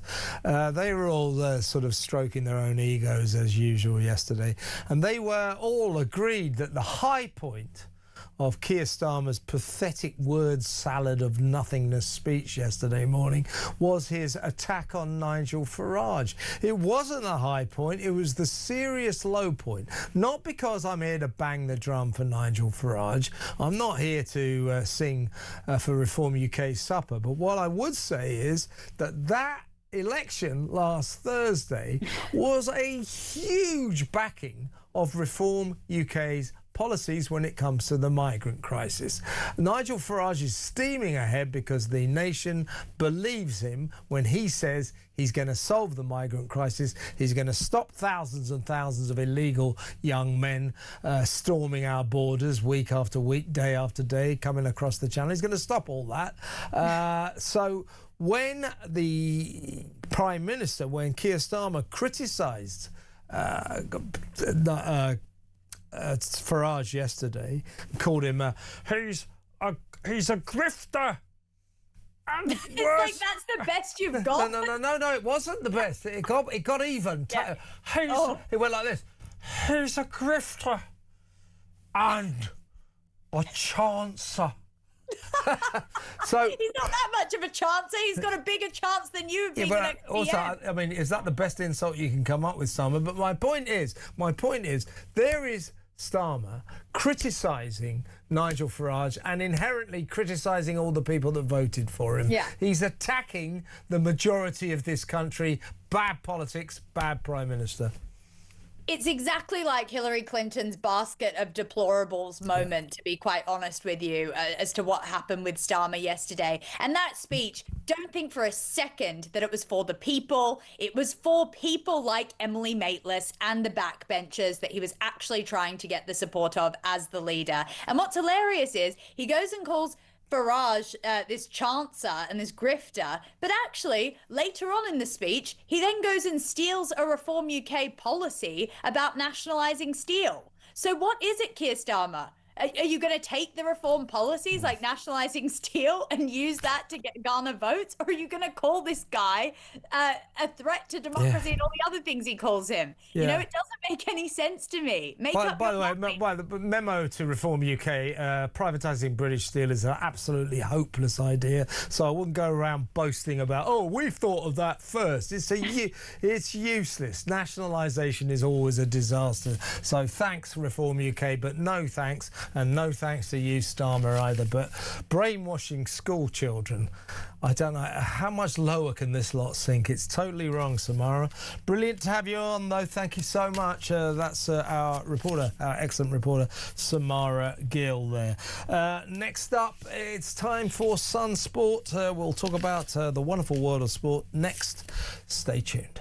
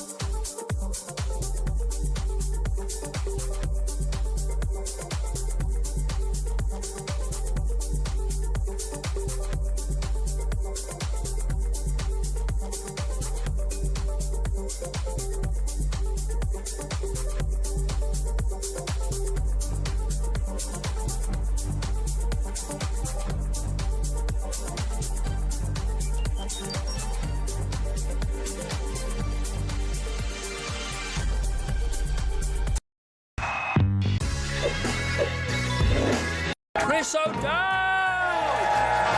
When you get the offer to be the voice of a sheep... Yes, you can only dream, really. Kelly Riley and Cole Hauser! Well, how much of Rip does your husband in real life have about him? I mean, yeah. I mean, he's a man. He's a dude. Kirsty and Phil!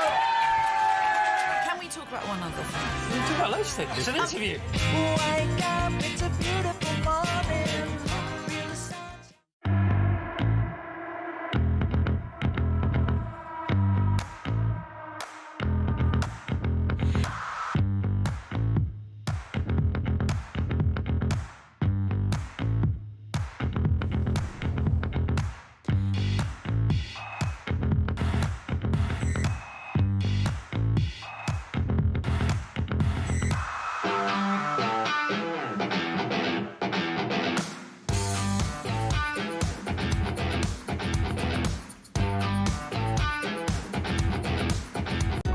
Across the UK, on DAB+, on YouTube, on your mobile, and on your side.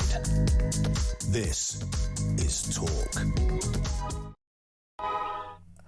Breaking news, the Deputy Prime Minister has done what the Prime Minister just seems not to be doing, and he's come out to talk to the media. And he says that no one... That's his David Lammy, of course. He says no one seems to have the names to stand up against Keir Starmer. He urged Labour MPs to back the Prime Minister. No one seems to have the guts to stand up against Keir Starmer, I think, is the story. But let's take a break from this Downing Street psychodrama and let's visit the wonderful world of sport. This is an amazing story. Mike Amstead from The Sun is in the studio. Well, Mike, it's an incredible story. Jose Mourinho is going back to Real Madrid. The Real Madrid psychodrama. Yeah. We love this one. Way more interesting than Labour, this one. It is. It is. I'm into this one. So look, Perez is that Florentino Perez, the president's actually given a press conference that was dragging on and on as I came to the studio. So yeah, we're not sure he's going to confirm this, but we do know Mourinho is. There's only one name in the hat. Yeah. It looks like this is going to happen. This is incredible. I mean, he hasn't. It's been 13 years since he was back at Real Madrid. He was relatively successful there, but with all things with Jose, it ends in tears and broken egos, including his own. 2 seasons, loads of 1-0 victories, then he leaves. Exactly, and lots of fans want it. But this is amazing. When you think of their squad, you know, from Mbappe downwards, Vinicius, obviously Jude Bellingham and Trent Alexander-Arnold are there. They've got all these egos, great talent, but they can't seem to work together.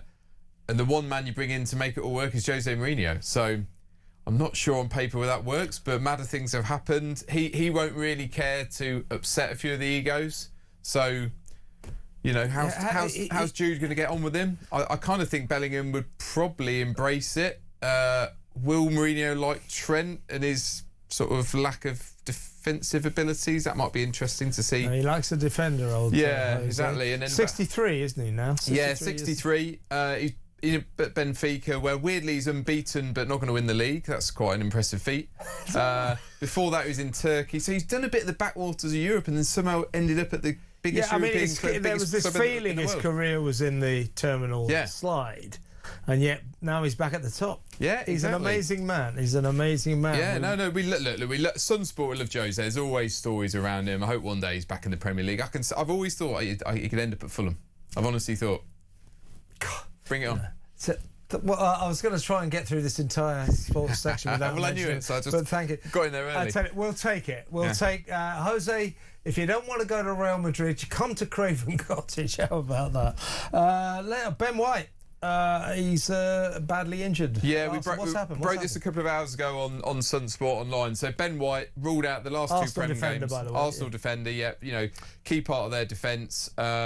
Ruled out the last 2 games and the Champions League final, and also on top of that, probably the World Cup. We haven't had confirmation on that, but what's he done? He's got this knee injury that he picked up against West Ham, went off. Obviously, they've done the scans, realised it's quite bad. Obviously, it's a blow for Arsenal. They're trying to get these 2 big trophies in the season. They'll probably have Mascaras to come in at right back. For England, what's interesting, and this is the guy who had this long absence, refused to play. That's right. Yeah. Eventually came back in March, played against Uruguay. Do you remember he then got booed, came on, was booed, scored. I was at the game. I must say I didn't boo him. I was at the game. the England fans celebrated and then quickly remembered it's Ben White, then booed him. So basically, he's done this long absence, come back for that. I mean, Lord knows what he thought by the time he got home that night. His emotions must have been all over the place. But now he's all sort of a bit wasted because he's not going to go to the World Cup anyway, as it stands. I'd be amazed if he manages to be fit for that. So, poor old Ben White. Poor old Ben White. It's an interesting season for him. A quick word on Spurs last night. I mean, I didn't watch the match. And I thought, oh, poor things. They were 1-0 up and they just got nicked at the last moment. But they were lucky to get away with a draw. I was watching at home and, the last sort of 10, 15. I mean, fair play to Leeds, who they haven't really got too much to fight for other than, a few million here and there in an extra place. But they were really going for it. Oh, yeah. Sean Longstaff had a really good opportunity to score. Obviously, then Kingsley saved for him. So I think Tottenham... Some people describe it as a bad point. It's probably ended up looking like it's probably quite a valuable point. I think it was a great point for them. Yeah, but I mean, what a game. They've got to go to Chelsea on Tuesday. I mean, Callum McFarlane, who's interim manager, I'm not sure how inspirational his team talks would be. But all he's got to say is you could have a banner on the stand if you send Tottenham towards the relegation zone. Yeah. So let's talk about tennis. Wimbledon coming up to the end. Is it end of June? End of June, Wimbledon. Yes. Andy Murray's teamed up with Draper. Andy Murray. Yeah. So Andy Murray is coming back to Wimbledon, but only as a coach. But he's teamed up with Jack Draper. Obviously, our current British #1, our great hope. Jack Draper, who has done very well in other slams, has only ever got to the second round at Wimbledon. So he's really struggled. Andy's had these injury problems recently. That's actually ruled him out of the French Open. So he's got to make sure he's fit. But Andy Murray, obviously two-time winner, British legend, arguably the greatest British sportsman of all time. He's already coached Djokovic to some success. He's going to be in Draper's corner. Is Jack Draper not a grass specialist then? Is that you kind of think his game would be suited to it because he's done very well at the US Open. I know it's hard court, but grass is similar-ish. But it's just not happened for him. I mean, maybe it's the pressure of being the home favourite. He does have injury problems, part of that, but he really should have done a lot better than the second round by this point. Yeah, I mean, he's a decent player. He's a really good player, yeah. Fantastic player. Like I say, he got well in at the US Open, but it's just not happened at Wimbledon. Well, let's hope that this partnership works out because it is a very tough test for British players when they go to Wimbledon. Lots of expectation on their shoulders. Brilliant sports report from sport head of content at The Sun, Mike Amstead, all in the back pages of your favourite newspaper tomorrow. When we come back, more from our friends at The Sun, the brilliant Sun editor-at-large and host of Harry Cole Saves the West. His name, by an extraordinary coincidence, is Harry Cole. He'll join me after the news to go through what's happening in Westminster. Stay tuned.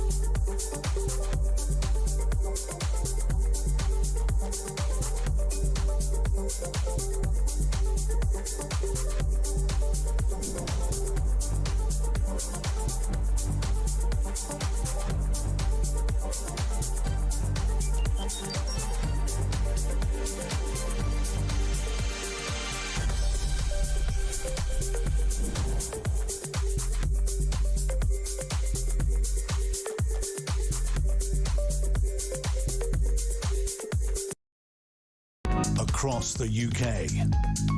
On DAB+, on YouTube, on your mobile, and on your side. This is Talk.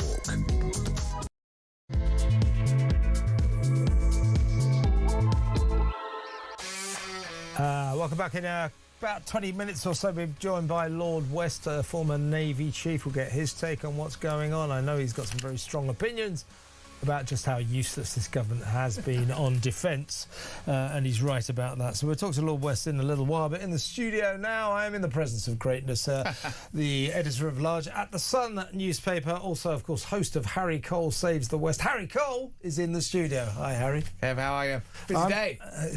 Now you come back specially to watch this psychodrama unfold before our very eyes. We've got 4 major ministers have now resigned. 4 parliamentary private secretaries resigned last night. Some kind of coordinated effort seems to be underway. He's saying, look, no one's mounted a proper challenge, no formal challenge. You know what he's like about process. Process has not been followed. Process to the end. Yeah, he has dug his heels in. He says he's not going anywhere, which I think has plunged this country into a sort of crisis of stasis. That's exactly it, isn't it, Kev? It's paralysis. Yeah. You know, this is... Keir Starmer came in 2024 and he said, I'm going to be different. The grown-ups are in charge. I'm going to put country before party. I'm going to do some big, bold strokes, big decisions. I'm going to be reforming government that's going to, put the interests of this nation before all of this Tory psychodrama and chaos. Oh, look at us now. Yeah. Like, the parallels to the sort of ousting of Boris Johnson are remarkable. I mean, I've literally wrote a book about Liz Truss's downfall, and even I think this is I haven't seen anything like this. It's like it's a zombie government.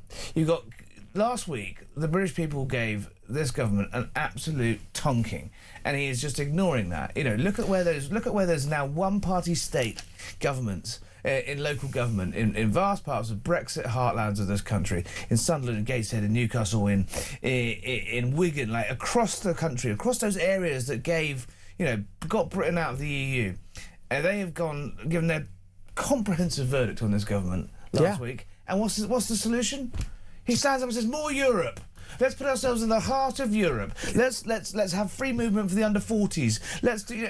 And you think, what is this guy smoking? Because how possibly could you look at the results last week and say the problem is we need more Europe? And you know what? We've done all these brilliant things. We've just been bad at communicating them. Yeah, he is the problem. It's him, isn't it? Yeah. We used to say that the men in the men in grey suits would come for prime ministers when their time is up. This is going to end up with the men in white coats dragging him out of Downing Street. I mean, this guy's delusional. That's what I think we're dealing with. We're dealing with, or this drama is revolving around Keir Starmer's personality.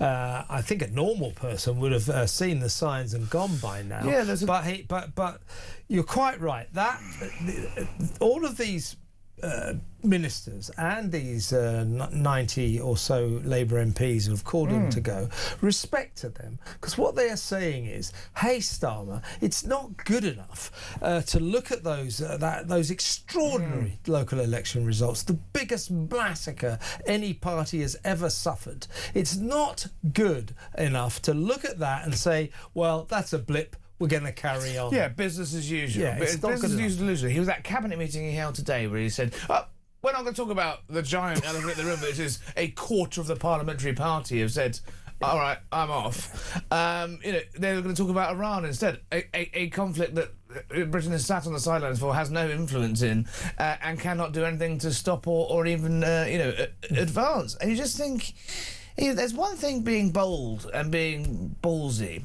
and being a leader and saying, you know what, no, I'm not going anywhere because I think I'm the best thing for this country.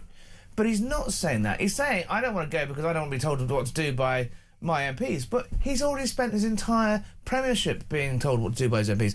Keir Starmer's premiership died the day that he flinched on benefit reform. He was and it wasn't even a big benefit reform. It was taking $5 billion off the benefit bill, which is hitting 333 billion pounds this year. $5 billion, a salami slice off of it. His MPs said, no, we don't like that. We don't want to sell that on the doorstep. We don't believe in that. And he went, all right then. And then ever since then, he's been a hostage to his party, and this is the natural conclusion of it. Now's not the time to stand up to your MPs. The time to stand up to your MPs was a year ago. That's a very good point. Well, what's going to happen? I mean, the West Streeting, I think, is revealing to all of us that he's not up to being Prime Minister because, frankly, he's a political coward. It's ridiculous what he's doing. His Parliamentary Private Secretary resigned last night. The Health Minister, his deputy, if you like, Zubir Ahmed, has resigned a couple of hours ago. Not a word from Streeting, though, even though we know that he wants to stab Starmer in the back and take his job. So his allies are saying, look, at the end of the day, if you look at the history of the Labour Party, there's two histories of the Labour Party. One, they're still arguing about who knifed Ramsay MacDonald. The traitor narrative. It's in their song. The traitors sneer. The red flag keeps. Never mind Keir Starmer. Let's talk about Keir Hardie. Exactly. Well, I'm writing that down. That's going in the Sun tomorrow. I'm actually writing that down.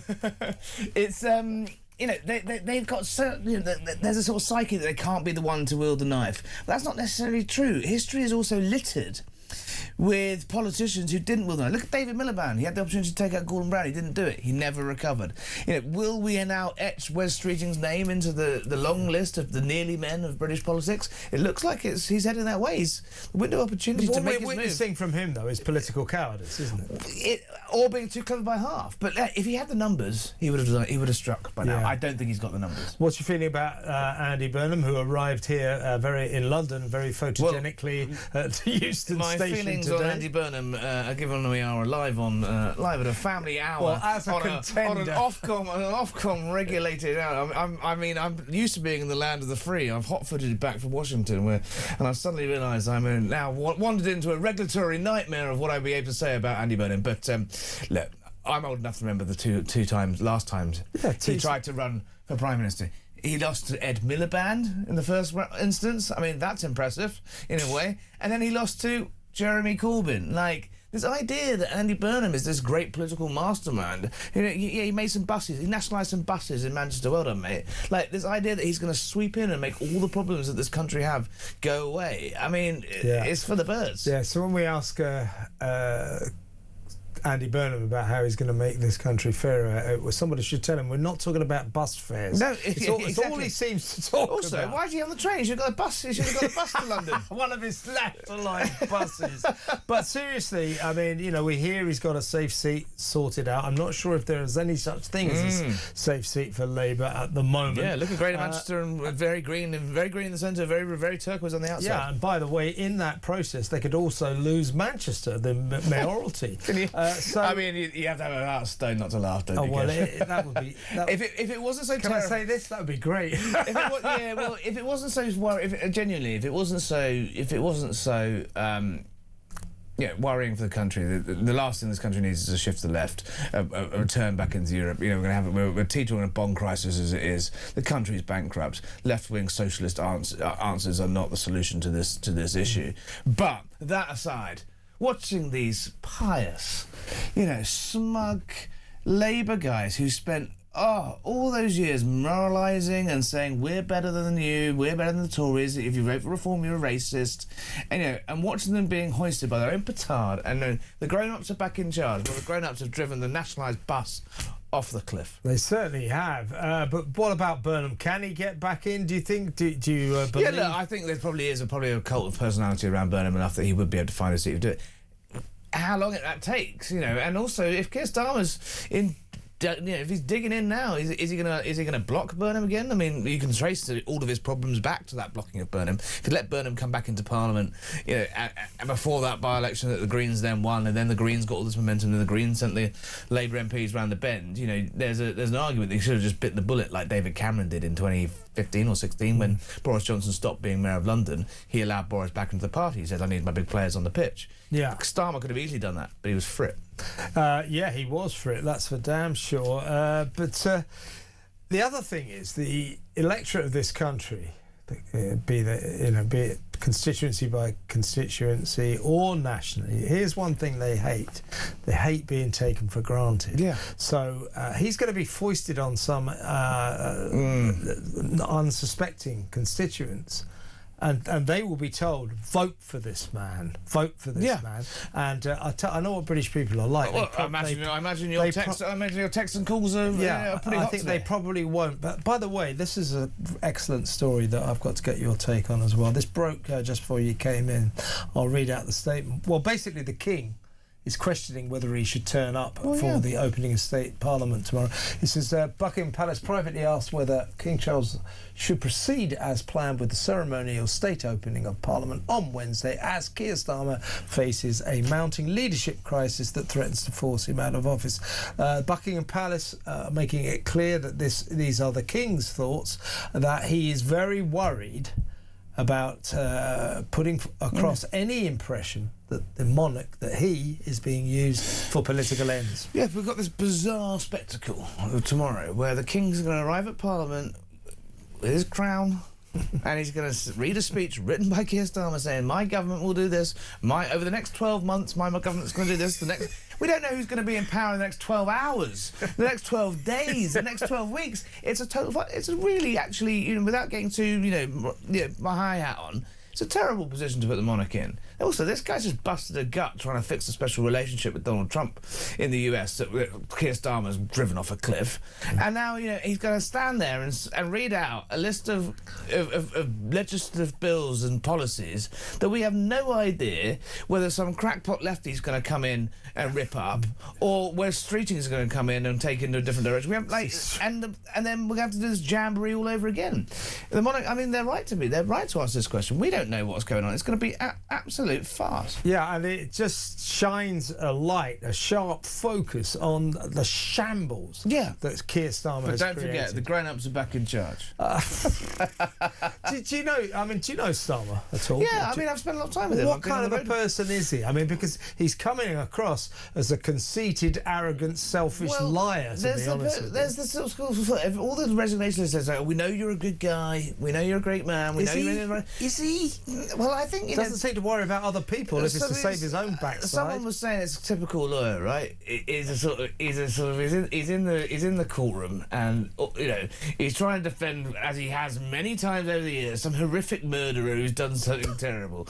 The weight of evidence is overwhelming. The jury are just basically sitting there filing their nails and reading the TV Times because they've made their minds up that he's still, and he just thinks, you know what? One more speech. He's arrogant enough to think that he can turn the tide on his own rhetoric. And you've heard a Keir Starmer speech. I've heard too many of Keir Starmer. I heard so many of Keir Starmer speeches. I moved to a different country. Yeah, I'm offering prizes to anyone who can get to the end of a Keir Starmer speech awake. But it's that arrogance it's that superiority complex, and this is why he's digging That's in. what I was asking. This is why he's digging arrogant. Is that he's arrogant about his own abilities. He's a North London liberal metropolitan liberal elitist lawyer. Of course he's going to be arrogant. His worldview is. Well, he might be a good lawyer, but he's a lousy politician. He's a terrible prime minister. That is what I think he cannot accept. He cannot confront his own incompetence. He doesn't want to. He wants to get in. I suspect he probably realises he's not going to be fighting the next election, and I think he wants to go on his own terms, right? But look what happened last time we let a prime minister go on their own terms. Theresa May gave her 4 months to have a swan song and disappear off into the. And what did she do? She foisted a net zero on us. With 90 minutes of debate in Parliament, so she could have a legacy, and that legacy is going to be £1 trillion legacy on the British economy over the next 50 years. Not much of a legacy. No more legacies, please, for failed politicians. If he's going, go now, for the love of God, man. So, we've all been saying that, but do you feel that that's what's at the heart of this? This is a guy who cannot confront his own incompetence. I'm sure he's a great lawyer and all that, but he is not a good politician, and he's been a disastrous prime minister, and I fear we're dealing with a character that cannot face that. I think the problem is he genuinely is he is a technocrat, and he is he is a process guy, and he's a lawyer, and he basically thinks, if I just follow the rules and I follow this by the book, and if I do everything perfectly, and if I do this and do that and do that, it's almost like there's a guidebook to this. There's not. You need some political instinct. He just doesn't have it. Yeah, he doesn't and it's shown. Indeed. Harry, I think you've been up for about 24 hours, haven't you? I know. I'm taking that Keir Hardie joke, though. That's good. That will be in the Sun tomorrow It's morning. yours. I'll look forward to my credit in the post. The great Harry Cole, the Sun's editor. Here all week. He's here all week, and he is also the host of Harry Cole Saves the West. Next up, we're going to talk to Lord West, former Admiral-in-Chief. Late Navy Chief, get his take on what's going on. I know he's been a very, very harsh critic of this government when it comes to defence spending, quite rightly in my view. We'll talk to Lord West next. Stick around.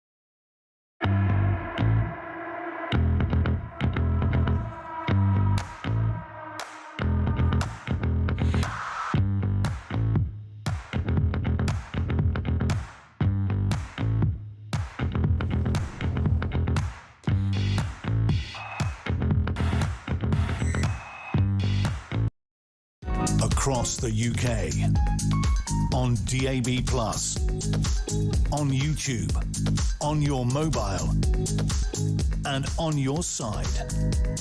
This is Talk. Welcome back. Let's go over to my next guest. He is Admiral Lord Alan West, a Labour peer, former Security Minister and former head of the Royal Navy. Welcome, Lord West. First of all, I'll get your take on the government's handling of defence and defence spending in just a minute, but as a citizen of this country and a seasoned observer of the Westminster scene, what are your thoughts on what we've been seeing in Downing Street for the last dramatic 24 hours? Currently, 4 ministers, major ministers, have resigned, 4 private parliamentary private secretaries have resigned, and there are now more than 90 Labour MPs calling for the Prime Minister to go, but he banned any mention of this psychodrama. His own predicament at the Cabinet meeting this morning has dug in his heels and insists he's going nowhere. What's your thoughts on all of this? Well, I think I'd say, first of all, as regards MPs and MPs' behaviour, what a shower they are. You know, the threats to our nation at the moment are the fact that if we don't get the crisis right in the Middle East, in Ukraine, we could be at war within 3 years. And these seem to me rather important issues that we've got to get round. And to play silly games of who's going to be doing this job and that job is extraordinary. And it shows me that 90-odd MPs are really unsuitable for government of this country. They don't understand the importance of government, the importance of governing our nation. Now, I'm not. There are things about Keir Starmer that I think he's done wrong. I don't like particularly, but this is not the time to play silly games, and I find it, well, as I say, what a shower, really. Well, do you not think, by the way, this is breaking news, West Streeting will hold talks with Sir Keir Starmer in Downing Street tomorrow morning after nearly 100 Labour MPs call for the Prime Minister to go. The Health Secretary is expected to discuss the turbulence that is gripping the Labour Party in the wake of last week's disastrous election results. And do you not feel, Lord West, that that's what's going on, that these Labour MPs calling for a new leader, the ministers and the PPSs who have resigned, are they not demanding a reaction, much more of a reaction to the extraordinary defeat the government suffered at last week's local elections? Are they not saying, listen, it's not good enough to shrug his shoulders and say, we'll get on with governing? Are they not demanding that something happens? Yeah, I can remember before Obama's time, everyone said, there's going to be change. There really wasn't much change. Just shout for change. Change is something that takes time if you're governing. And what's interesting in terms of Labour does not often govern this country. And I think a lot of these MPs need to remember that. If they start playing silly games of who's here, who's the leader, whatever it might be, they will cease governing the country. They won't focus on that. That will be bad for our nation financially and actually in terms of risk. And I think that's wrong. I mean, yes, it was a huge defeat, but everyone knew that it was going to be pretty bad. I think what's extraordinary is that when you look at some of the results, you know, how do you draw conclusions from? What's the right wing? Is it you know, which party is there? Is it the Green Party? Where exactly is this threat coming from? And I don't think it's easy to know.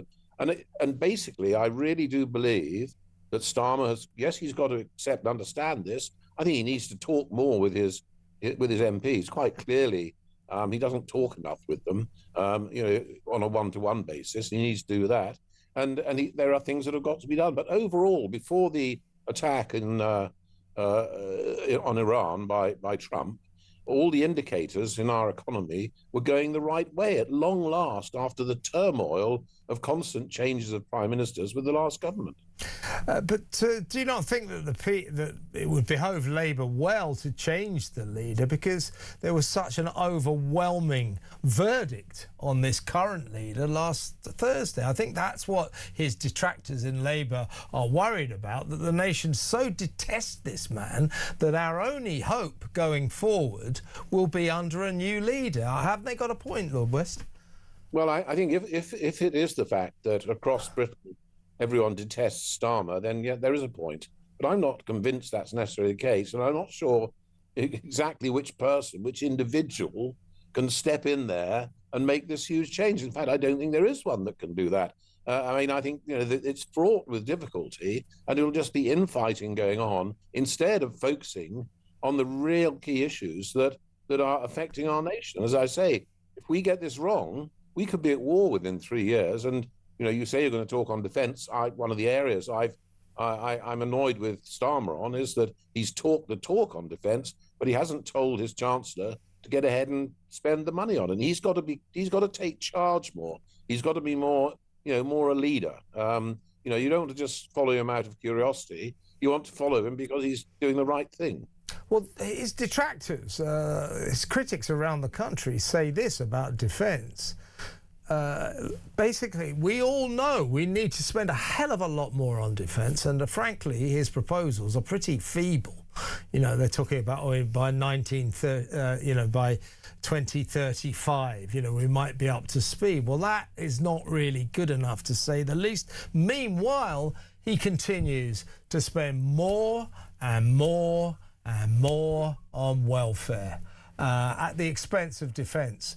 We think he's got his priorities wrong. Don't you think so? I think in that example, I think he has.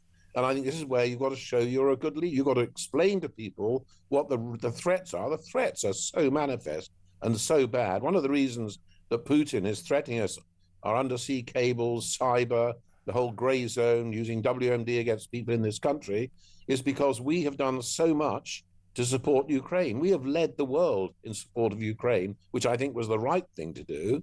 But that's why Russia are after us. He needs to explain this to the British public, and he needs to therefore say, we've got to do these increases. I am going to do that. That means squeezing certain areas of welfare. And there'll be lots of squealing and shouting from the left wing of the party. But I think the British people, if someone shows real leadership, explains things to them, it's amazing, you know, how they'll rally round. I've always found that with ships companies and thousands of people who work for me in the Navy. They understand if you explain it. I think that's half of Starmer's problem. He is not exactly the world's greatest communicator. I mean, he's saying that himself, rather conceitedly, if you ask me. He's saying that the problem has always been not my policies, but my failure to get the message across about how great my policies are. A lot of people might have an argument with him about that. But can I ask you, Lord West, your feelings about the challengers, the contenders, if you like? Would you be a supporter of Andy Burnham if he manages to get himself a seat and mount a challenge? Well, I mean, I think the sort of thing that's likely to happen, if I were in a constituency and Andy Burnham were put in there because the MP had given the seat up, hoping he might get in the Lords or something, I bloody well wouldn't vote for him. Yeah, that's what I just said. This is not the basis on which I'm doing it. Being taken for granted, yeah. He's on dodgy ground there, I'd have thought. You know, this is the risk. And he needs to he's done very well as the mayor of Manchester, and he needs to get on and finish that job. Angela Rayner, I have to say, she's, you know, I'm afraid she doesn't match Keir really. I mean, Keir has got lots of faults. He's not charismatic, and they've made some terrible errors. Some of the advice they've got, I mean, there are all sorts of areas where, well, the Chagos Islands thing, why on earth they went on about that, God knows. You know, and the first thing international law. It's international law. Well, we all know that was not binding at all. Anyway, I could bang on about that. Yeah. I've gone grey over that one. We all have. What about Angela Rayner? What about West Streeting? As I say, he's going to have a meeting with the Prime Minister tomorrow. He may or may not ask the Prime Minister to set out a timeline for his departure. I mean, West wants that job. How would you feel about him taking over? Well, he is quite competent, but I think the best thing to be when at this stage of things is to show your loyalty. Now, we know that every MP has got ambition generally way beyond their capability. I mean, I meet MPs and it is hilarious that they think they can go on and become cabinet ministers. And you think, God help our country, they must be out of their mind, you know. They've all got that ambition. And Streeting, you know, he talks well. He's good. But if I were him, I'd say, look, I'm supporting you, Prime Minister. Let's see how everything plays out. That's what I'd say. But if he pushes things hard, then I think it puts him in a different bracket. Last question, Lord West. Great to have you on the show. Thanks for coming on. I've spoken to a few people who know a lot more about politics than I do. Today, a couple of bona fide veteran experts on the Westminster scene. They say they don't believe that Keir Starmer will be here this time next week, that he'll be gone by the weekend. What are your thoughts? I think he will be here still at that stage. Yes, I think he will still be here. What the great worry is, looking way to the future, people often stay on longer than they should stay on. But that's further down track, you know. Yeah, well, some people might think that Keir Starmer has already stayed on longer than he should, but may we live in interesting times. These are certainly interesting times. Lord West, great to have you on the show. Thank you for coming on. Admiral Lord Alan West there, Labour peer, former Security Minister and former head of the Royal Navy. We're going to take your calls next. I don't know if we've got any more WhatsApp voice notes, but if we have, I'll play them and I'll read your messages. So 03444 99 1000. It's you, my fantastic audience, all the way to 7 o'clock for the rest of the show. Let's get your thoughts on the Keir Starmer psychodrama, the soap opera we all hope will end soon by him quitting. Let's talk about that next. 03444 99 1000. Back in a mo.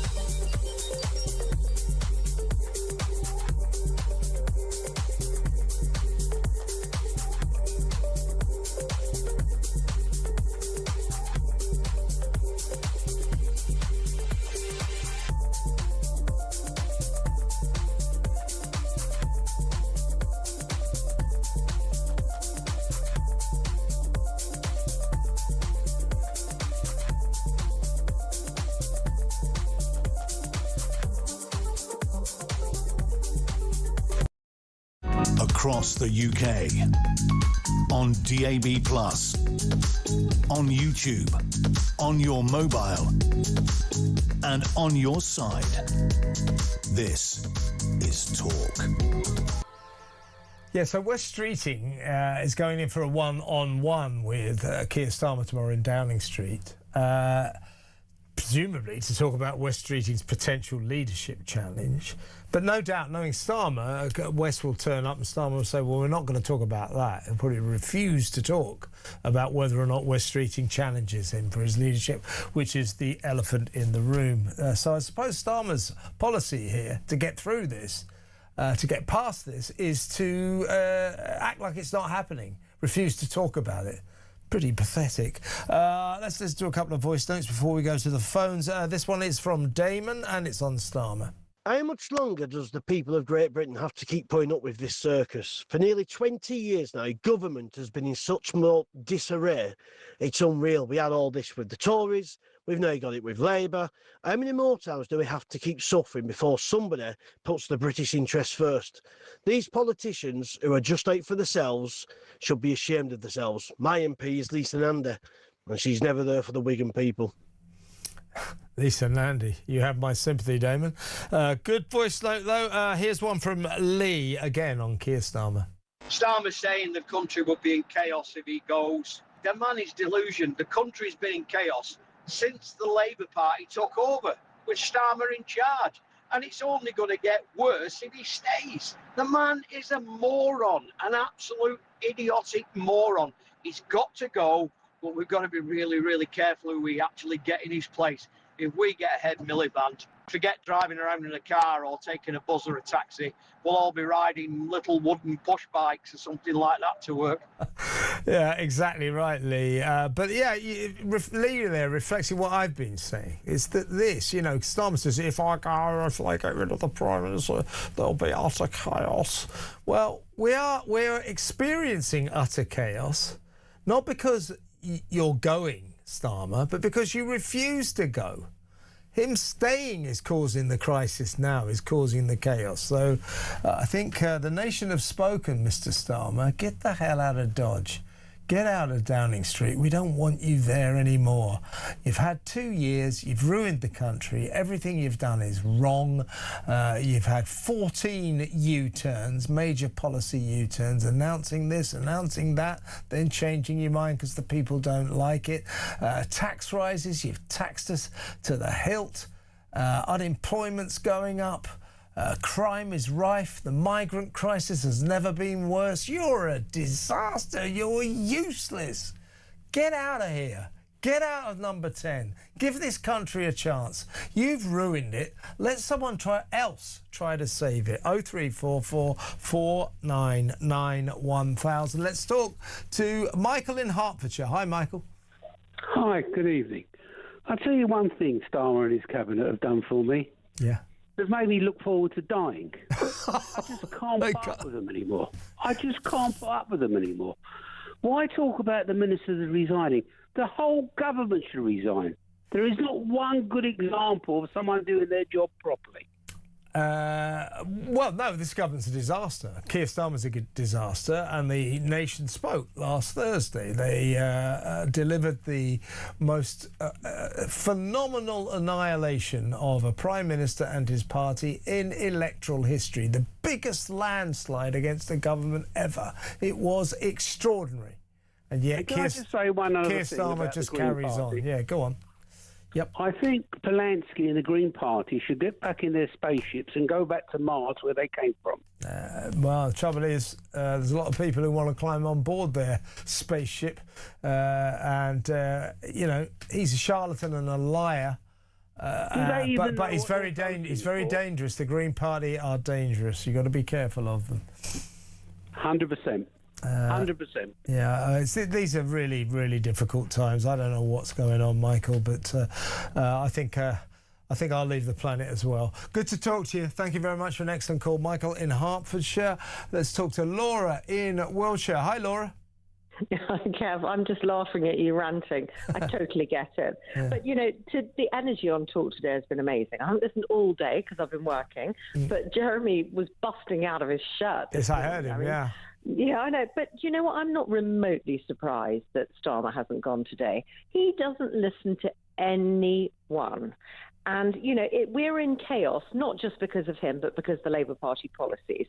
You know, they've let down grooming gang victims, veterans, OAPs, WASPy women, farmers, family businesses, the whole lot. And guess what? Everybody who's vying for his job, they are weasels. They've all voted. They were all part of it. They were all part of these disastrous policies. There's going to be no change. There is going to be no change in that.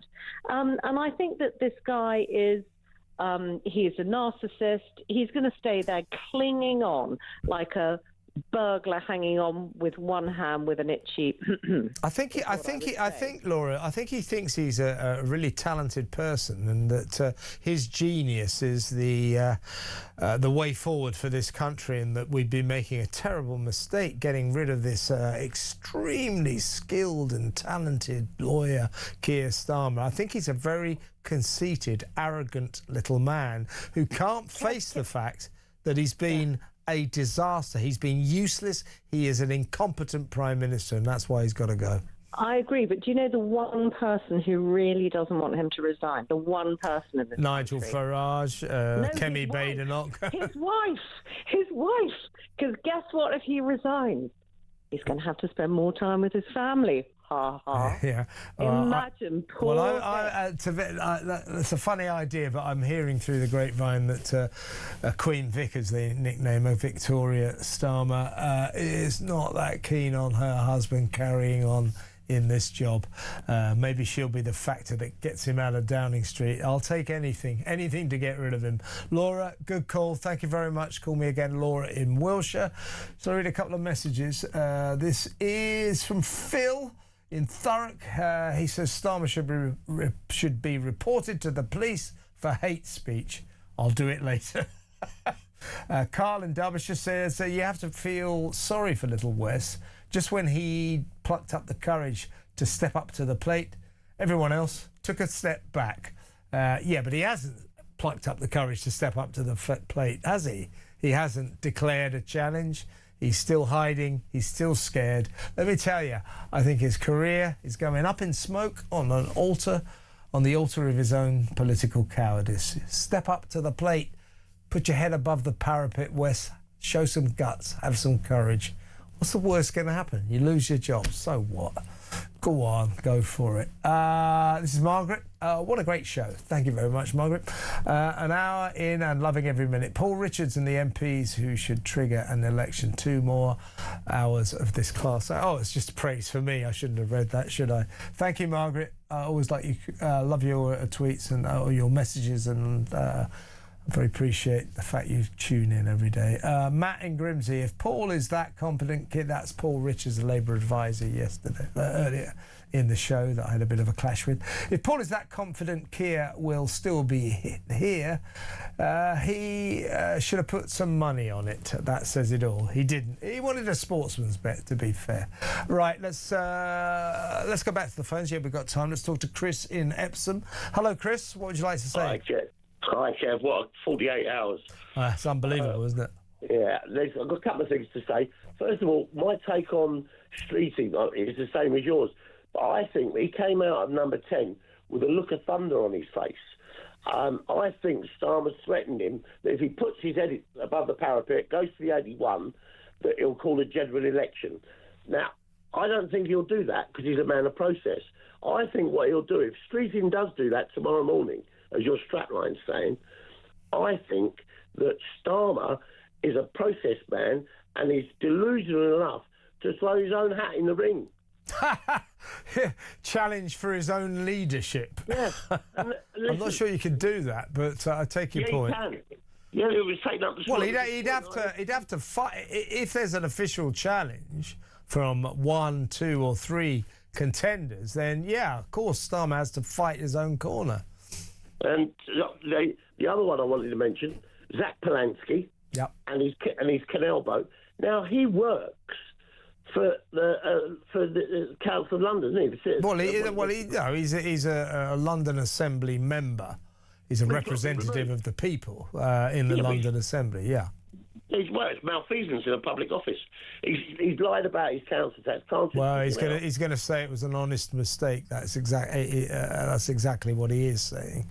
I mean, he might get away with it, but this is the 4th lie he's been proved to have told in the past week. It's getting to be a bit ridiculous.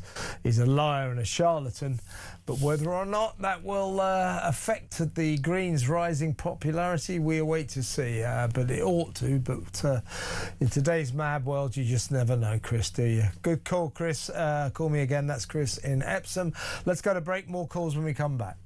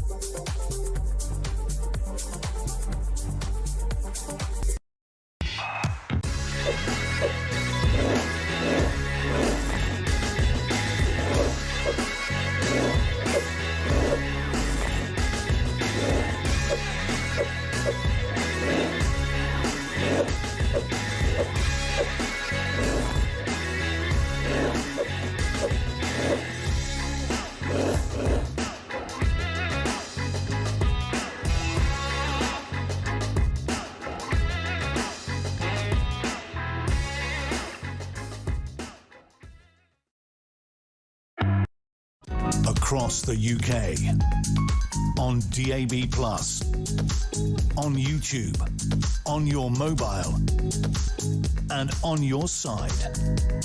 This is Talk. Welcome back. Now, a couple of voice notes. This is from Carl on Keir Starmer. What an absolute joke this is. It's a total embarrassment. I think our country is getting humiliated on the world stage. What I don't get is there's 100 people now, nearly 100 people, MPs, have basically said they want Keir Starmer out and they've got no confidence in him.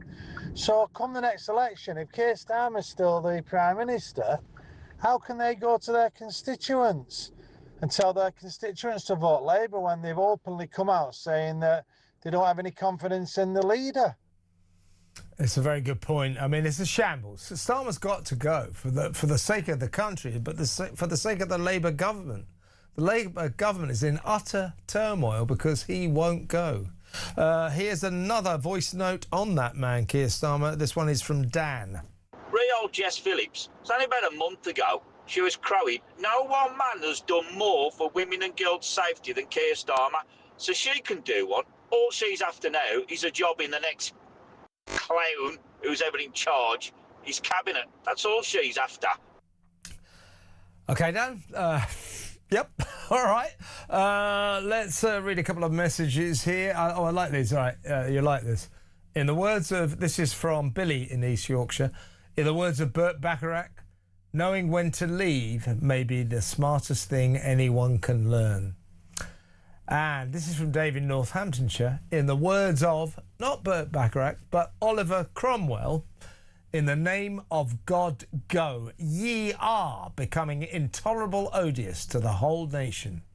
So from Burt Bacharach to Oliver Cromwell, you just don't get that kind of range on other shows, do you? But that's good, actually, isn't it, Oliver Cromwell? In the name of God go, ye are becoming intolerable odious to the whole nation. A message for Keir Starmer there, defo. Right, let's go to Plymouth. Let's talk to Liam. Hi, Liam.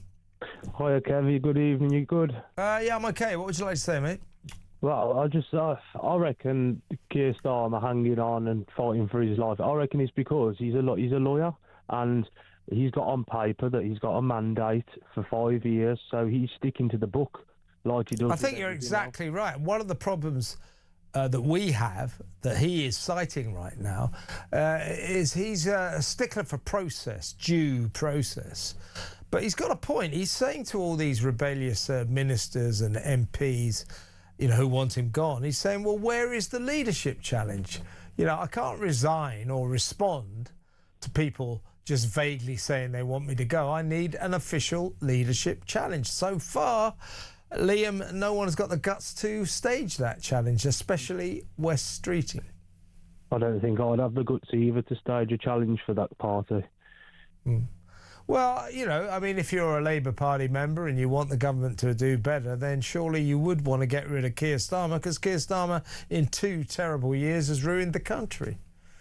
I wish he'd get rid of David Lammy as well on the way out. I think if he goes, Lammy probably will, which is why Lammy is saying, we've got to support the Prime Minister. All those cabinet ministers saying they've got to support the Prime Minister, they're the cabinet ministers who will probably be fired by a new Prime Minister. That's why they're supporting Keir, because if Keir goes, they lose their ministerial cars. Cynical, but that's the way it goes in Westminster. Liam, good call. Thank you very much. Ring me again. Liam in Plymouth there. This is from Mike in Wigan. Text. He says, Jess Phillips, what happens to the rape gang inquiry now she's gone? Well, I don't think she'll affect it much. She was the one who didn't think we needed a rape inquiry. She said local inquiries will be fine. Rubbish. She was the safeguarding minister for women and children, and a lot of people involved in the rape gang scandal, a lot of the victims, they don't like Jess Phillips at all. They think she let them down. So she's no angel. So what will happen to the rape gang inquiry? It'll do just fine without Jess Phillips. Jess Phillips didn't even want one. Outrageous. Let's go back to the phones. Let's talk to Mary in Cyprus. Hello, Mary. Hello, Kevin. How are you? I'm very, very well. What would you like to say? You want the king to step in? I appreciate that tomorrow probably the king can't stand up and disillusion the parliament. Yeah. But next week, when Mr. Starmer goes to the palace, I bet King Charles will say, or make a suggestion that he retires and say to him, for goodness sake, why did you make me read out all that rubbish last week? I think it's a very awkward situation because tomorrow the king will turn up in his crown and his golden carriage and all that pomp and ceremony to officially open for the state opening of Parliament, and then he reads the sort of manifesto of the government. My government wants to do this. My government will do this. My government will do that. The point is, when he says my government, that's Keir Starmer's government. Keir Starmer might be gone by the weekend. So what exactly is the king doing? The king is very worried about this. He has let it be known. He has suggested that perhaps he doesn't attend this ceremony tomorrow, but nothing on that. He's very worried about being drawn in to a political drama and being used as a political stooge to prop up Keir Starmer. Well, that's why I thought perhaps if they had a private chat at the palace on their one-to-one once a week. But another thing that appalls me is that he's taken in Gordon Brown as an advisor. When Gordon Brown and Tony Blair were together, we couldn't stand England anymore. That's why we moved to Cyprus. Well, you know, you've got Keir Starmer is arguably the second worst communicator Downing Street has ever seen. The worst Downing Street communicator was probably Gordon Brown. So you've got a real clash of the non-communicating titans there, those two, Gordon Brown and Keir Starmer. But Mary, it does look as if Keir Starmer is in the end game. He cannot survive much longer like this. But in the meantime, we are stuck in a hamster wheel of chaos. It's extraordinary. It's extraordinary. Very good move to get the hell out and move to Cyprus. I think I'll be there soon myself. I'll see you at the airport. Mary, thank you for ringing. Ring me again. Good to talk. Mary in Cyprus. Let's go to Elizabeth in Chorley. Hi, Elizabeth. Hi. What would you like to say? Are you well, Kevin? I'm okay, yeah. Busy day, hectic day, interesting day. Yes, I believe so. I have been listening to you. Yeah. What are your thoughts? I think that Keir Starmer is not going to resign and will be stuck with this for 3 years. I think extraordinarily, there's a chance you might be right. I mean, I think I am. He's digging his heels in. He doesn't want to go. He's going to do everything he can not to go. He's going to move heaven and earth to stay in Downing Street. But there's a hell of a lot of pressure on him now, Elizabeth. Well, he'll bat it off because let's not forget those cabinet ministers and all the MPs that he's the massive majority that he's got. Yeah. I think it's the most majority. Yeah, he's got a big majority, but many of them now, we're hearing almost 100. Getting paid 105 grand a year, Kevin.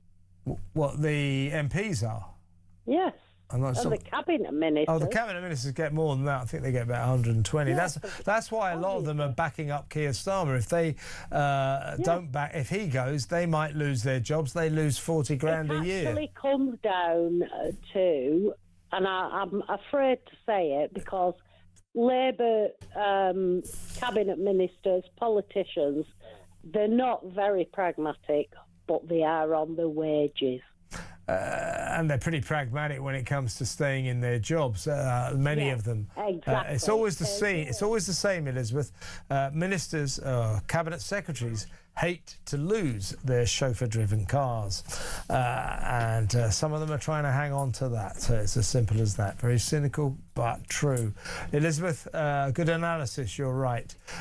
Elizabeth in Chorley there. Peter Cardwell is in. I nearly called you Peter Starmer there. Been saying it so often. Peter Cardwell is in the studio. The problem was when we had Peter Kyle on, and Jeremy Kyle was presenting, and I was in the studio at the same time we had Peter Kyle on. That's when it got really confusing. But you're right about those ministers not wanting to lose their ministerial limousines, and there are lots of people who know that if Keir Starmer goes, that's it for them. That's what's their going on. career is over. So there'll be a lot of people in the cabinet who are thinking right now, actually, when is the time to strike? Who should I back? What's going on? What's actually going to happen? Because, of course, the Burnham factor is not priced in just yet because he's not an MP. But also, if you tell people to do something in a democracy, they'll probably say, no, we're not going to do it. I know the British people. At least I think I do. And no constituency, no matter how Labour it is, are going to take kindly to being taken for granted. Exactly. To being told this is going to be your MP. Yes. I tell you, even Labour constituencies would say, no, you're not going to tell us what to do. And especially when you look at every how chance things have happened last week. There's nothing off the table at the moment. So we'll go through that through the majority of the programme. Got Claire Muldoon, Sebastian Selleck on the debate desk as well. And Bill Rammell, former Labour Minister, will talk to us. He says that Keir Starmer's position is untenable. That's the opinion I've had from an awful lot of people. I've just come from Westminster, actually. A lot of people there telling me